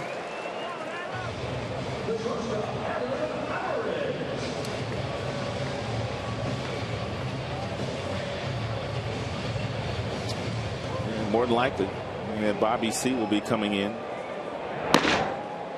Kosuke Fukudome leading off for the Cubbies in the top half of the 7th, unless Lou Piniella pinch hits for him. That has to feel good for Galarraga. After giving up that 3 spot in the very first inning, it didn't look like he was going to be around very long. But he settled in nicely after that.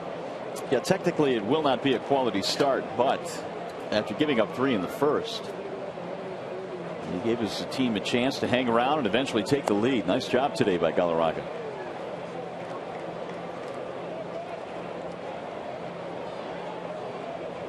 Only walked 1.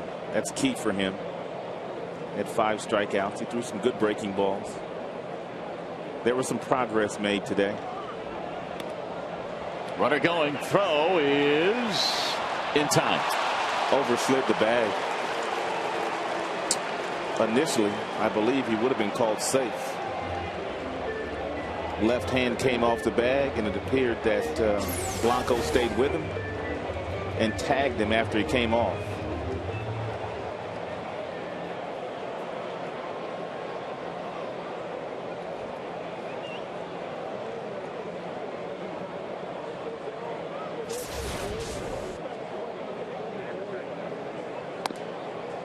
Two balls, 2 strikes.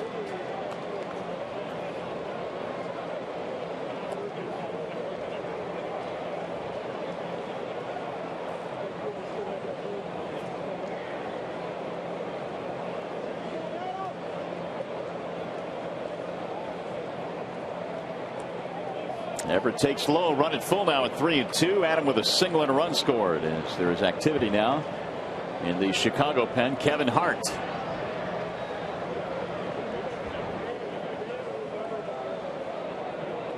Here's the 3-2 pitch. He lost him, ball 4. Didn't miss by much. It's his first walk today. To go with his 6 strikeouts. That'll bring up Granderson.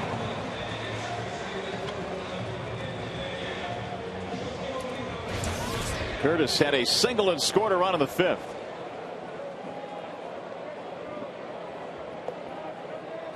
Ten Tigers hits in this game. The single by Ryan here in the 6th inning was number 10.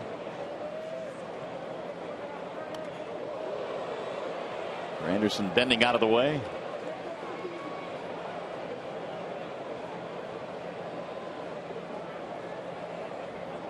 Meanwhile, Galarraga has surrendered just 6 hits and appears to be done for the day. The 1-0.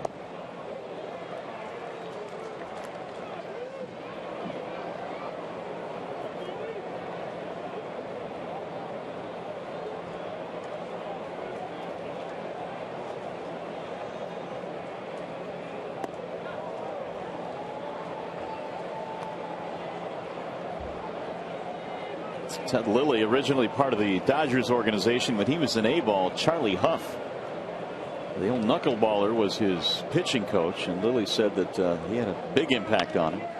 That's rolled to second base. This will get him out of the inning. And that is that for the Tigers. So they get a hit, a walk, but strand only 1. Here comes the 7th.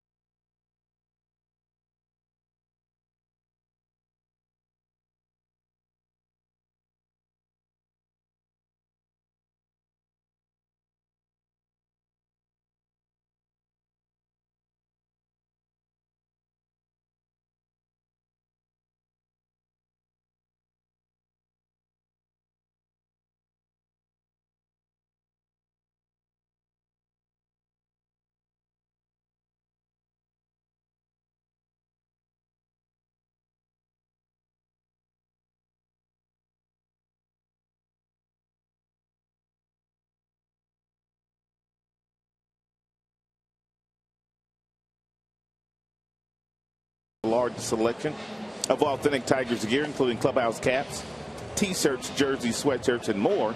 You can get it all straight from the source at the Tigers.com shop.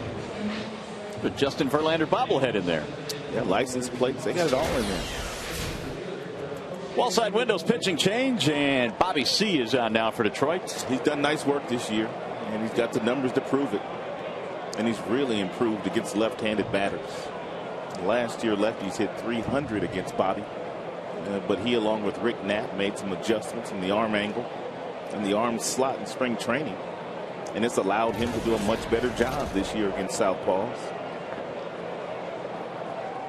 Kosuke Fukudome leads it off, and Coy Hill and Andres Blanco do up as we head to the 7th. 90 pitches for Galarraga today, and he will leave with a chance to win. In our isolation telecast here today, we're isoing the left fielder this half inning, and that would be Ryan Rayburn. The one thing that you've had a chance to see with all the guys that we've isolated defensively today is they all have one common thing, and that's that they all are moving just a little bit once the ball gets toward home plate. Now you have to have a little bit of movement, get yourself in an athletic position so that you can get good jumps on balls and make plays. As we isolate the outfielders, you're also starting to see some guys move once there's 2 strikes on the hitter.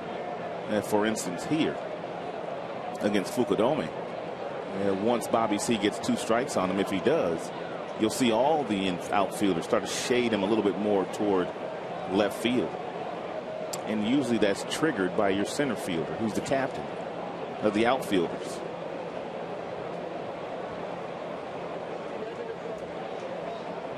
The 2-1 pitch is inside now. 3 balls, 1 strike on Fukudome. Tigers lead by 2, trying to sweep the Cubs out of town just like they did in Milwaukee. And after really struggling against the National League early in interleague play, the Tigers now 8-6 against the NL. Roll to second base, and Santiago has it. Fukudome 1 for 3. Now Coy Hill. You know, we were talking about Cabrera earlier and the fact that on every now and then when balls are hit directly at second base, he kind of breaks for those balls. This time he took 1 step in that direction. Then he quickly realized Santiago's got this. I have to get to the bag. And so he's starting to recognize a little bit more at that first base position as well. Hill with a pair of strikeouts today, both times against Galarraga, is now 0 for his last 13.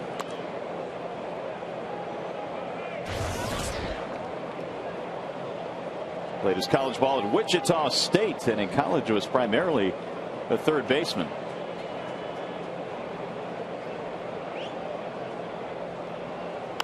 You see that a lot, don't you, Rod? A lot of guys will play a certain position in college. When they get into the professional ranks, an organization will see a need maybe at a different position. Or even while the team that drafts you is watching you while you're playing high school or whether you're playing college baseball, they've already decided where they feel like your best position is, and therefore that's why they do move some guys. It's like Brandon Inge, for instance. He was a shortstop and a pitcher in college. Yeah. And as soon as the Tigers signed him, they moved him to catcher. They saw the arm strength, and of course they had a need in their organization for a good young catcher. And that was Brandon's primary position until they moved him to third a few years back. Well, I think that's why it's important for young players, and even at the high school level, to try and play as many positions as they can to get accustomed to playing different spots on the field instead of pigeonholing yourself into one position. For sure. 2-2 on Coy Hill.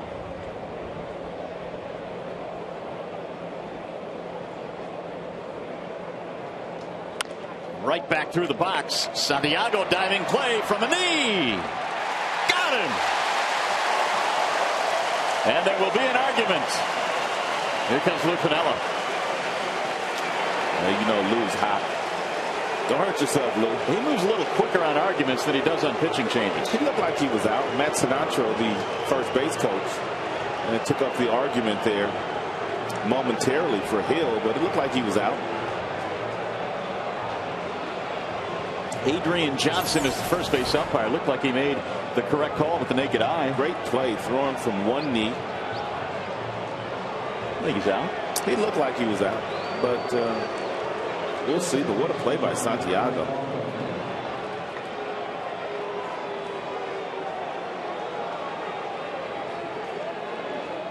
Even Rayburn in left says, way to go. Yay team. 2 outs. Here's Blanco.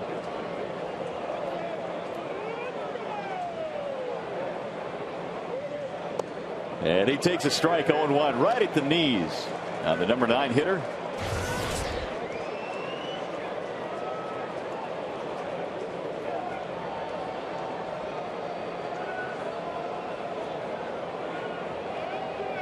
Blanco is 0 for 2. Fly ball and a ground out. Showing bunt.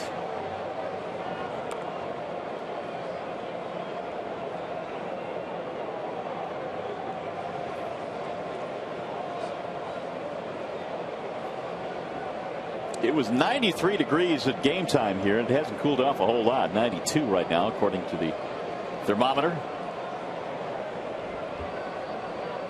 And the Cubs came out red hot, leading at 3-0 after one inning, but the Tigers have come storming back. It's in the air to right. Routine for Maglio. And that is going to be that. A 1-2-3 inning for Bobby C. Stretch time. 6-4 Detroit.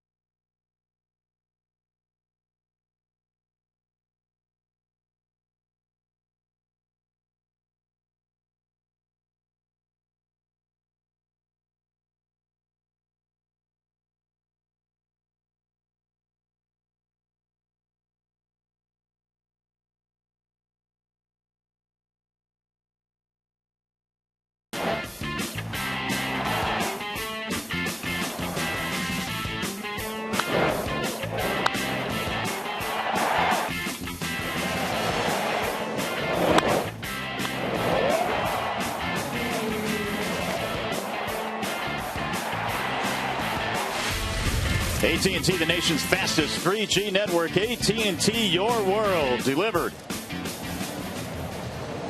Got a pitching change now for Chicago as we go to the bottom of the 7th inning. Kevin Hart is in now for the Cubs. Career numbers here for Hart.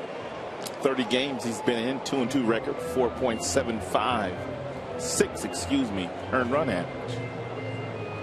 Was recalled on Sunday from their AAA affiliate, Iowa.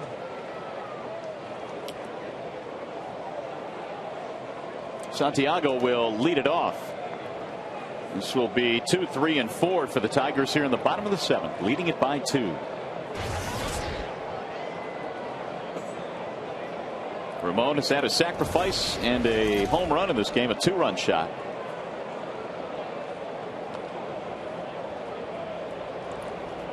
Which gives him 5 home runs for the season.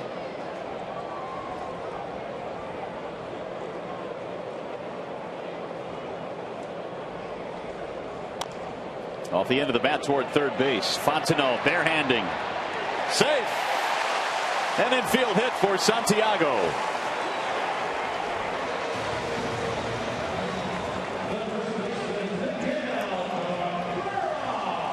His second hit today. What a day today for Ramon. A do or die play here for Fontenot. He comes in and he barehands it and he flips it over to first, but not before. Santiago able to lunge out and beat the throw, and you can see the foot on the bag right before the ball goes into the large frame of Derek Lee. Derek about 6'7" over there, so it's a nice target to throw to.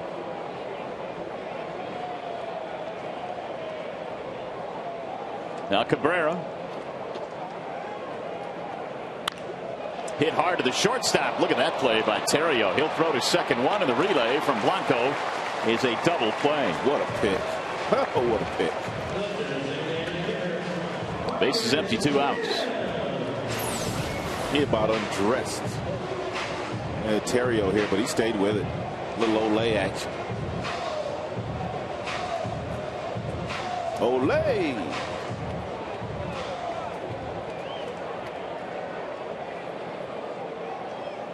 Here's Marcus Thames.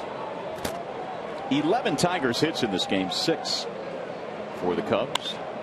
Drilled to left field, sinking and caught by Soriano, and just like that, inning over. We will go to the 8th.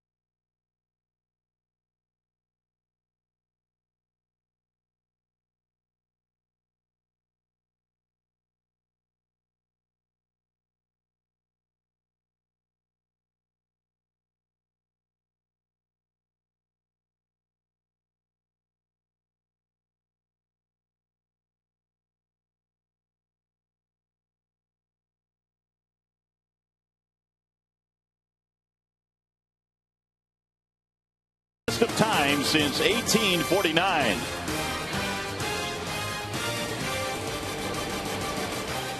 Here's our Comerica Bank game summary with the Tigers up by a pair. Jake Fox hit an early 3-run homer. He's had a big day, 3 hits. Ramon Santiago's had a nice day with a 2-run shot, and Maglio with a 2-run homer in this game as well. It all totals up to a 6-4 Tigers lead. Brandon Lyon coming on here in the 8th. He's been lights out lately. Yeah, he is pitching some really good baseball. Fastball 92, 93. Nice curveball. And he was throwing some great cut fastballs last night with some real nice late movement. Top of the order facing him, Alfonso Soriano, Ryan Theriot, and Derek Lee. And here in the 8th inning, our ISO will be on center field. We'll isolate on Curtis Granderson.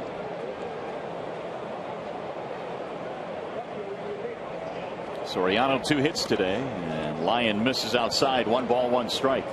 And Curtis plays a very shallow center field, and that's because he has a tremendous amount of confidence in his ability to go back on balls. If you come to a big league ballpark and you see the center fielder playing real deep, more than likely he does not have confidence in going back. And we told you with 2 strikes, guys start to move, and you saw Curtis there motioning to Rayburn, come over here with me. Swing and a miss. Soriano is out.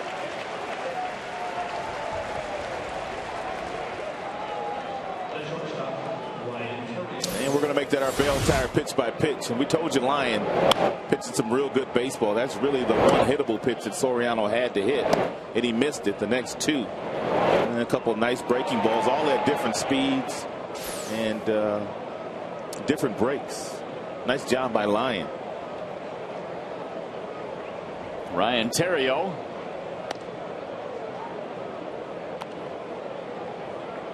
Walked and scored in the first, otherwise strikeout flyout.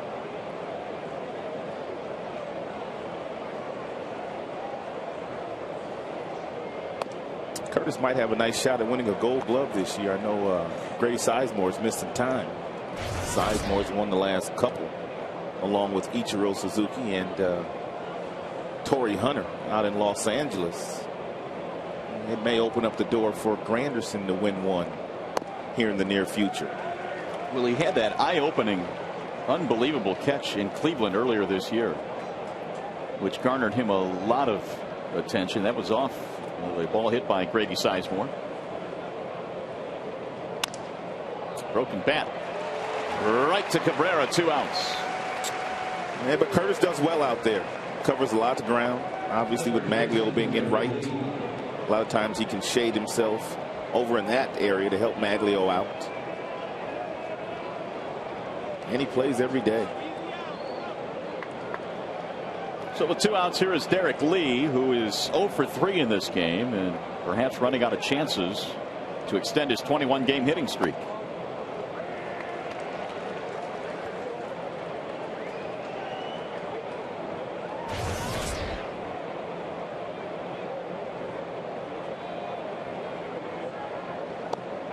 And he's down to the count, 0-2.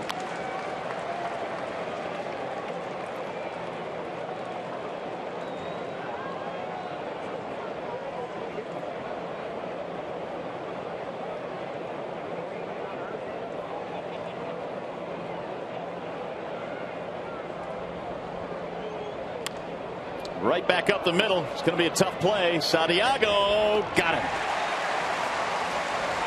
Derek Lee is 0 for 4 and 1-2-3 go the Cubs. Bottom of the 8th.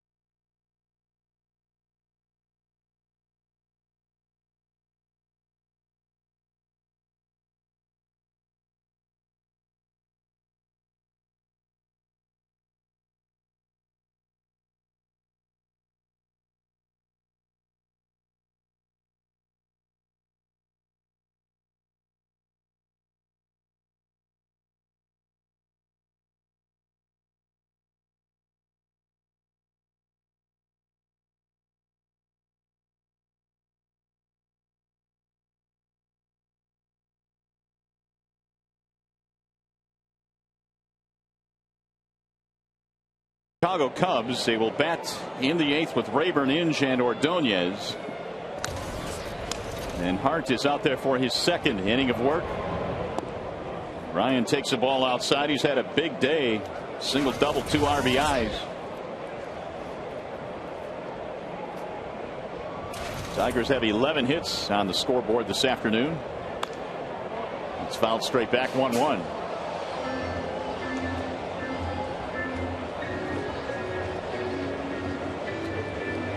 Hart took over for Lilly, who went the first 6.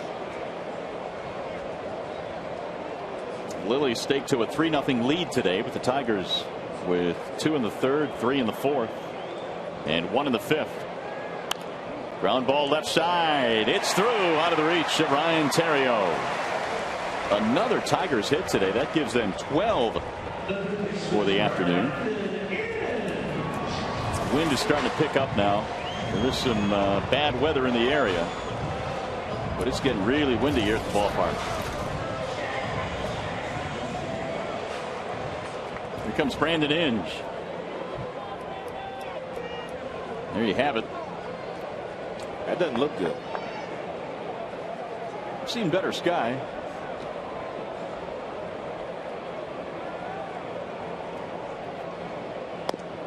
Ball 1 outside. And Joe for 3. A couple of ground balls to the third baseman his last 2 times up.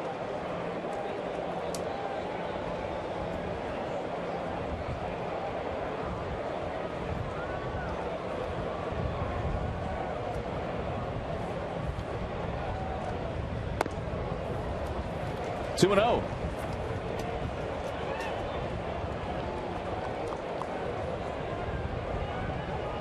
Tigers trying to run their record in interleague play to 9-6, and just 3 more against the NL coming up beginning tomorrow in Houston. Ground ball foul, third base side. Tigers now have 50 wins in interleague play since the beginning of 2006, which ties them with the Minnesota Twins as the best and most wins in baseball. It's pretty impressive. They have beat up on the National League, and it really hasn't mattered which division it's been. But really, the American League the last few years has had a winning record against the National League, I should say. Yeah, really up and down the board. Yep, it's been that way. But the Tigers with 50 wins, which is on top.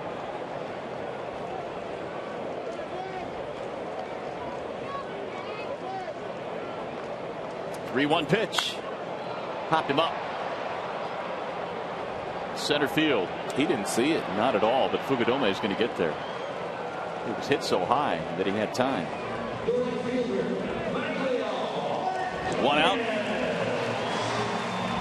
That road trip we're talking about coming up. Yep. Go to Houston. Houston's got some nice offensive pieces. Tejada and Berkman. Of course, Pudge Rodriguez is catching for them. I hear it's supposed to be sunny and 70 there every day. Negative. No? Triple digits. Great. Here's Maglio. Wait till we get off that plane tonight. You're going to lose your breath as soon as you step off the plane. Well, I know this. It can't be a whole lot hotter than it was in St. Louis, can it? No, it will not be. Good thing about Houston is you play indoors.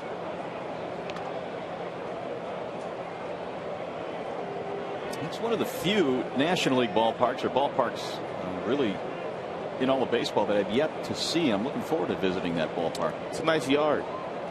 You know, the Tigers played there at the tail end of spring training this year. They played a couple of exhibition games. I believe it's called Minute Maid Park again. It's hard to keep up these days. 1 ball, 1 strike.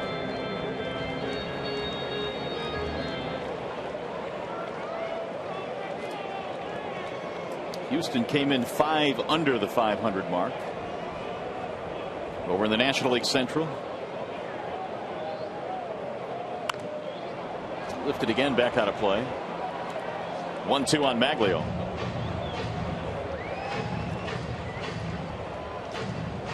Tigers have done St. Louis a favor the last couple of series, beating up on Milwaukee and also Chicago. Speaking of St. Louis, Tony La Russa got his 2,500th win the other day as a manager. Yes, he did. 2,500 wins. Roll to the shortstop, should be 2. No, he dropped it at second base. Everybody's safe. Oh, now they called him out.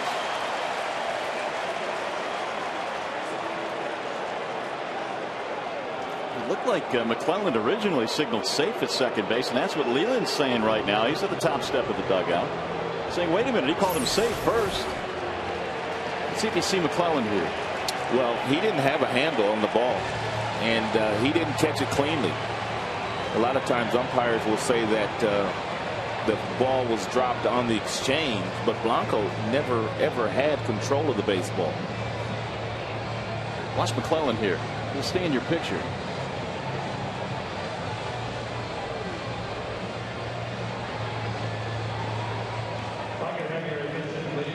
He was signaling exchange, not safe.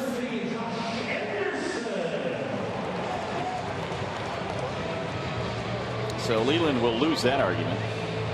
They called him out.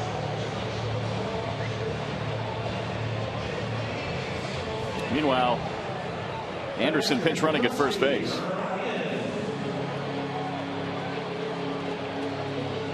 Two outs. Regardless, that appeared to be a tailor-made double play ball. The Tigers are still alive. It gives Dusty Ryan a chance.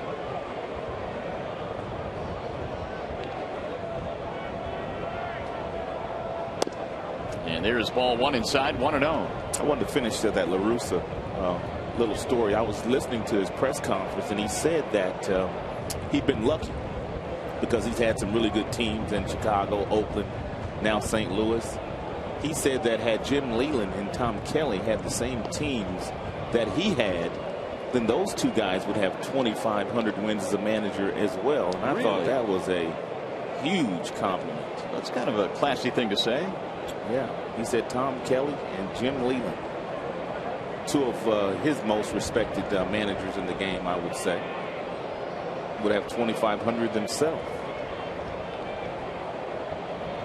Runner going on 1-0. Here comes the throw. Going to be late into center field. Anderson now is finally getting a break toward third, and he's in there safely. Where was Fukudome? Out in the parking lot, I think.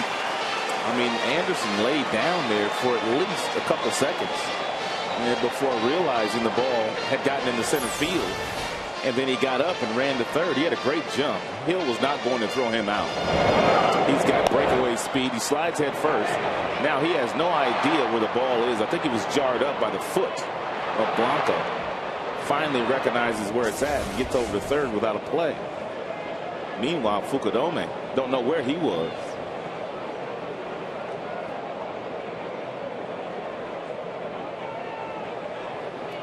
Ryan trying to drive this run in, and a good block there by Coy Hill. Saving a run.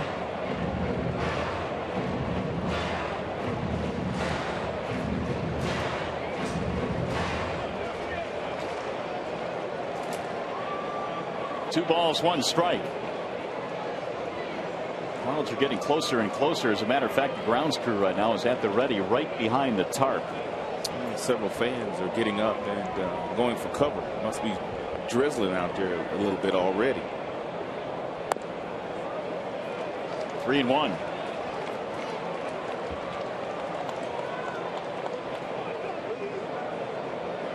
There's the grounds crew.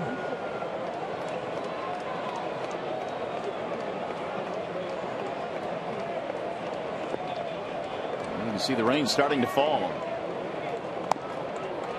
And there's a walk. First and third now. It keeps the inning going for Everett.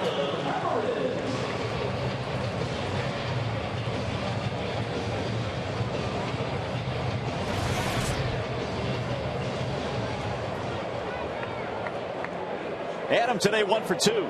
He's also walked.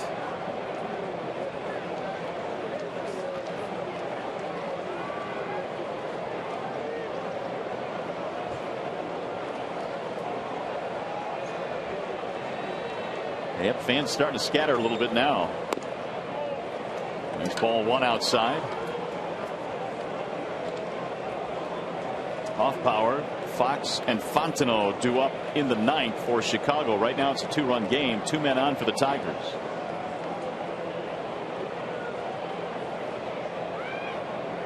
Showing bunt. 2-0.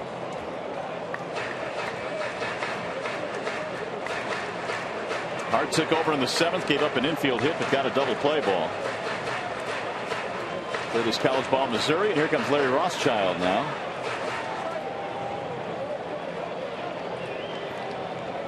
Take cover.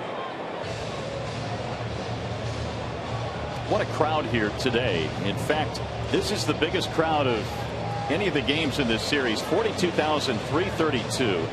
And for the series, almost 117,000 fans to see the Tigers and the Cubs, and they've been treated to some good baseball the last 3 days here. And some of the guys just couldn't make it.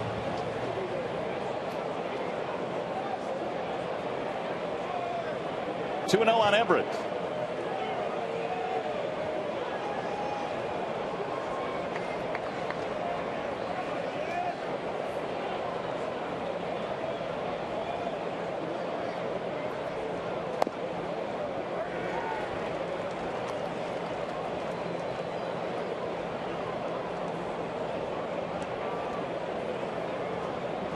Adam now with 27 RBIs. He's had 3 hits in this Cubs series. Drives one foul. 2 balls, 2 strikes.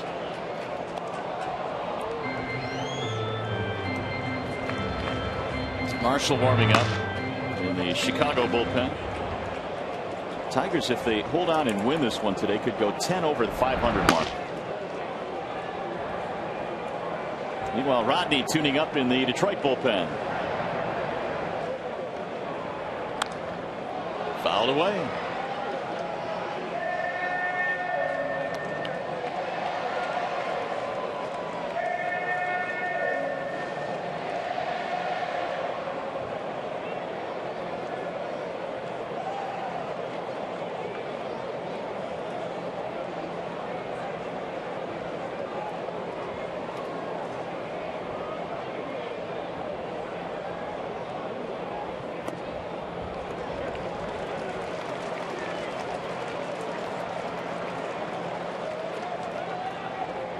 This will get the runner going from first base. Ryan.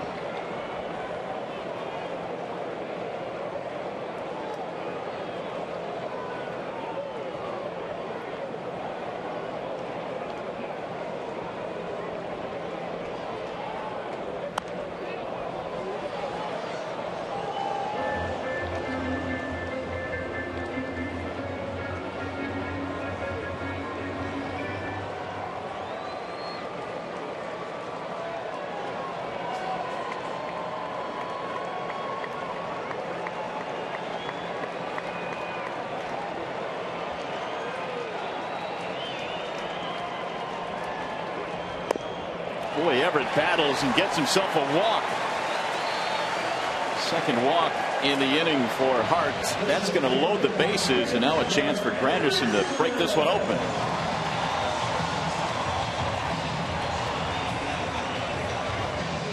Here comes Lou. They're going to want the lefty Marshall with Granderson up there. So there will be a pitching change. We will step aside. Here comes Marshall.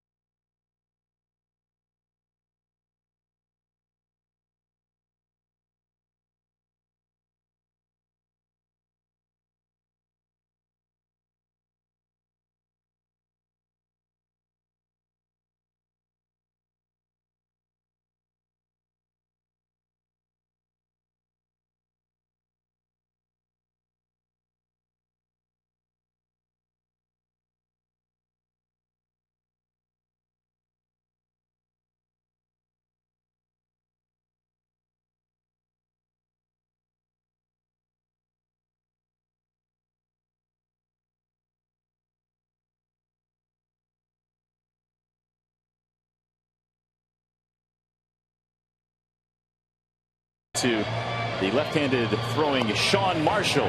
And now the 21st game that Marshall has been in. He comes in 3 up and 5 down with 1 hold. A 4.36 earned run average. He has had some starts this year.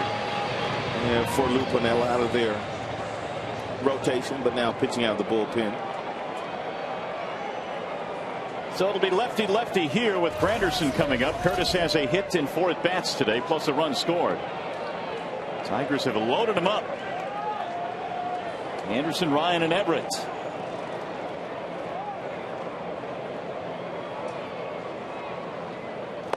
And there is strike 1. Grandy at 324. career with the bases loaded.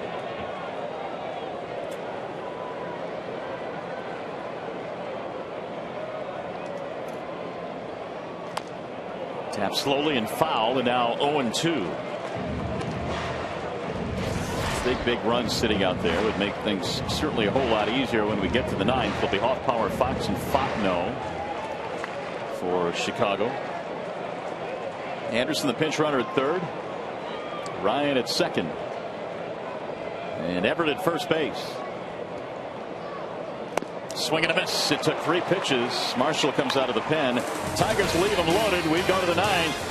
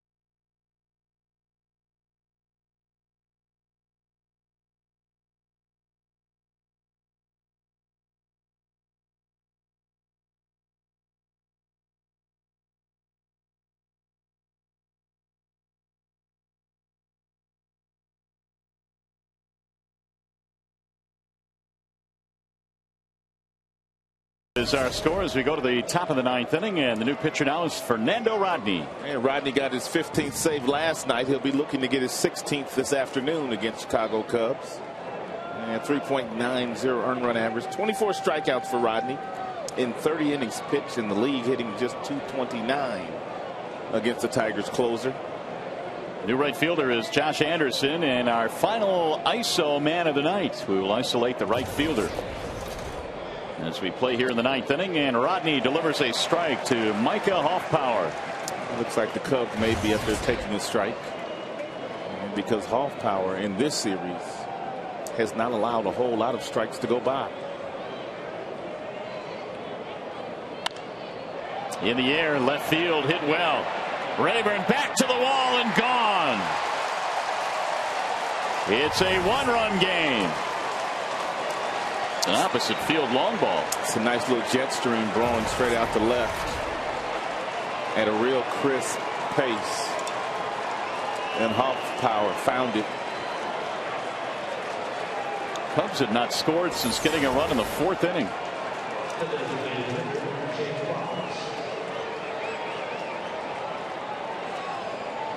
Rayburn ran out of room. Here's Jake Fox. He is a triple away from the cycle. 1-run game, 6-5. Nobody on, nobody out.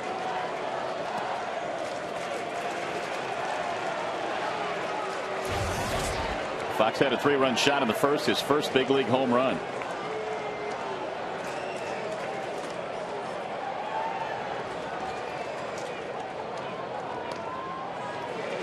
Oh, and 2.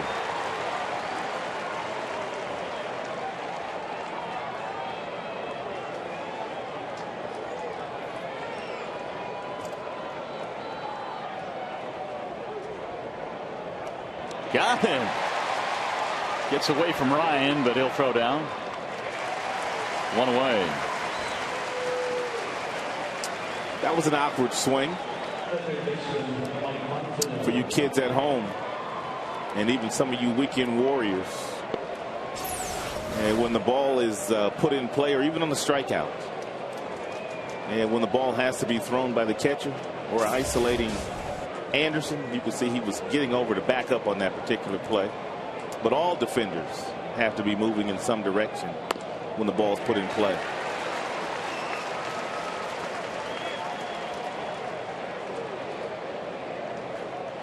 Strike one to Mike Fontenot.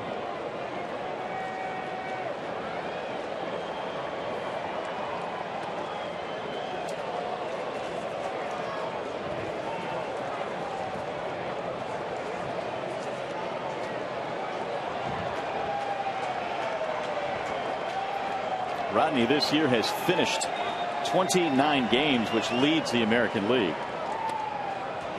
That one missed.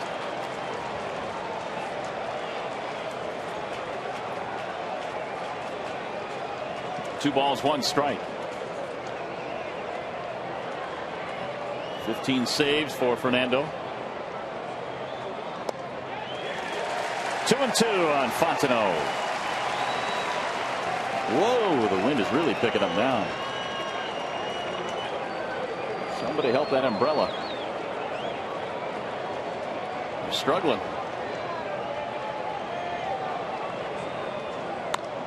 Fouled away. And Comcast is telling us the velocity of the fastballs for Rodney in this inning. 98, 84 with the changeup. Pretty much the range that Rodney will stay in with both of those pitches. Swing and a miss. Down he goes. Well, after that leadoff home run, Fernando has a couple of strikeouts.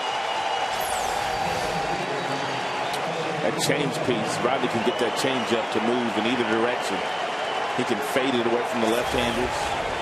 Can also slide it away from the right-handers, just by changing the pressure points on the fingers that he has on the ball. Kosuke Fukudome struck out to end the game last night against Rodney. He is behind in the count here, 0-1.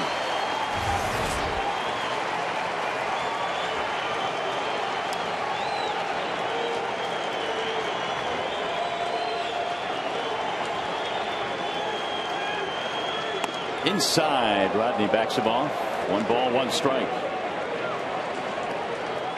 Giovanni Soto has moved to the on-deck circle. Coy Hill's spot is next. Hopefully it won't get there.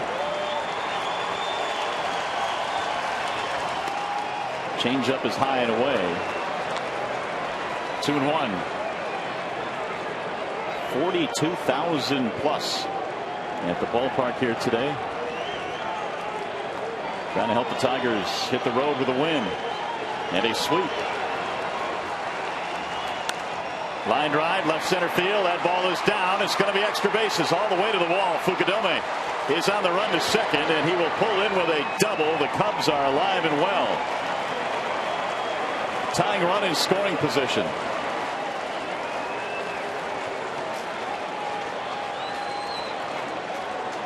Now Soto to pinch hit. It's a pretty good swing here by Fukudome, who keeps the bat in the strike zone a long, long time.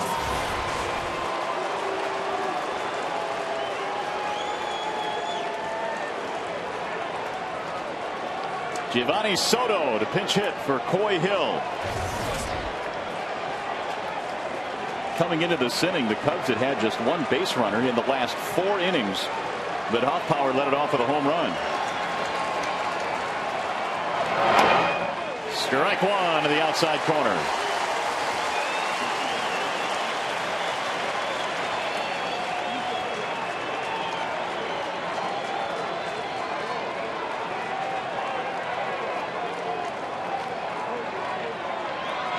Swing and a miss. 0-2. 1 more.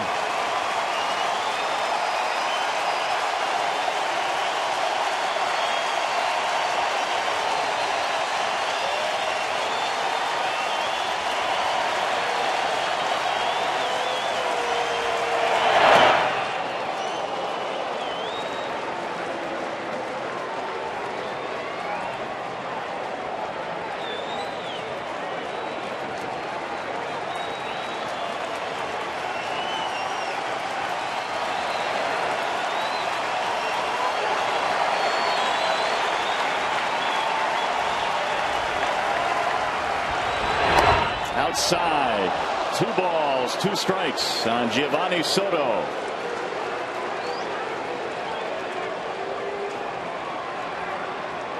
Milton Bradley, meanwhile, has moved to the on-deck circle. Blanco's spot due up next. Here's the 2-2. He went strike 3, and the Tigers sweep the homestand.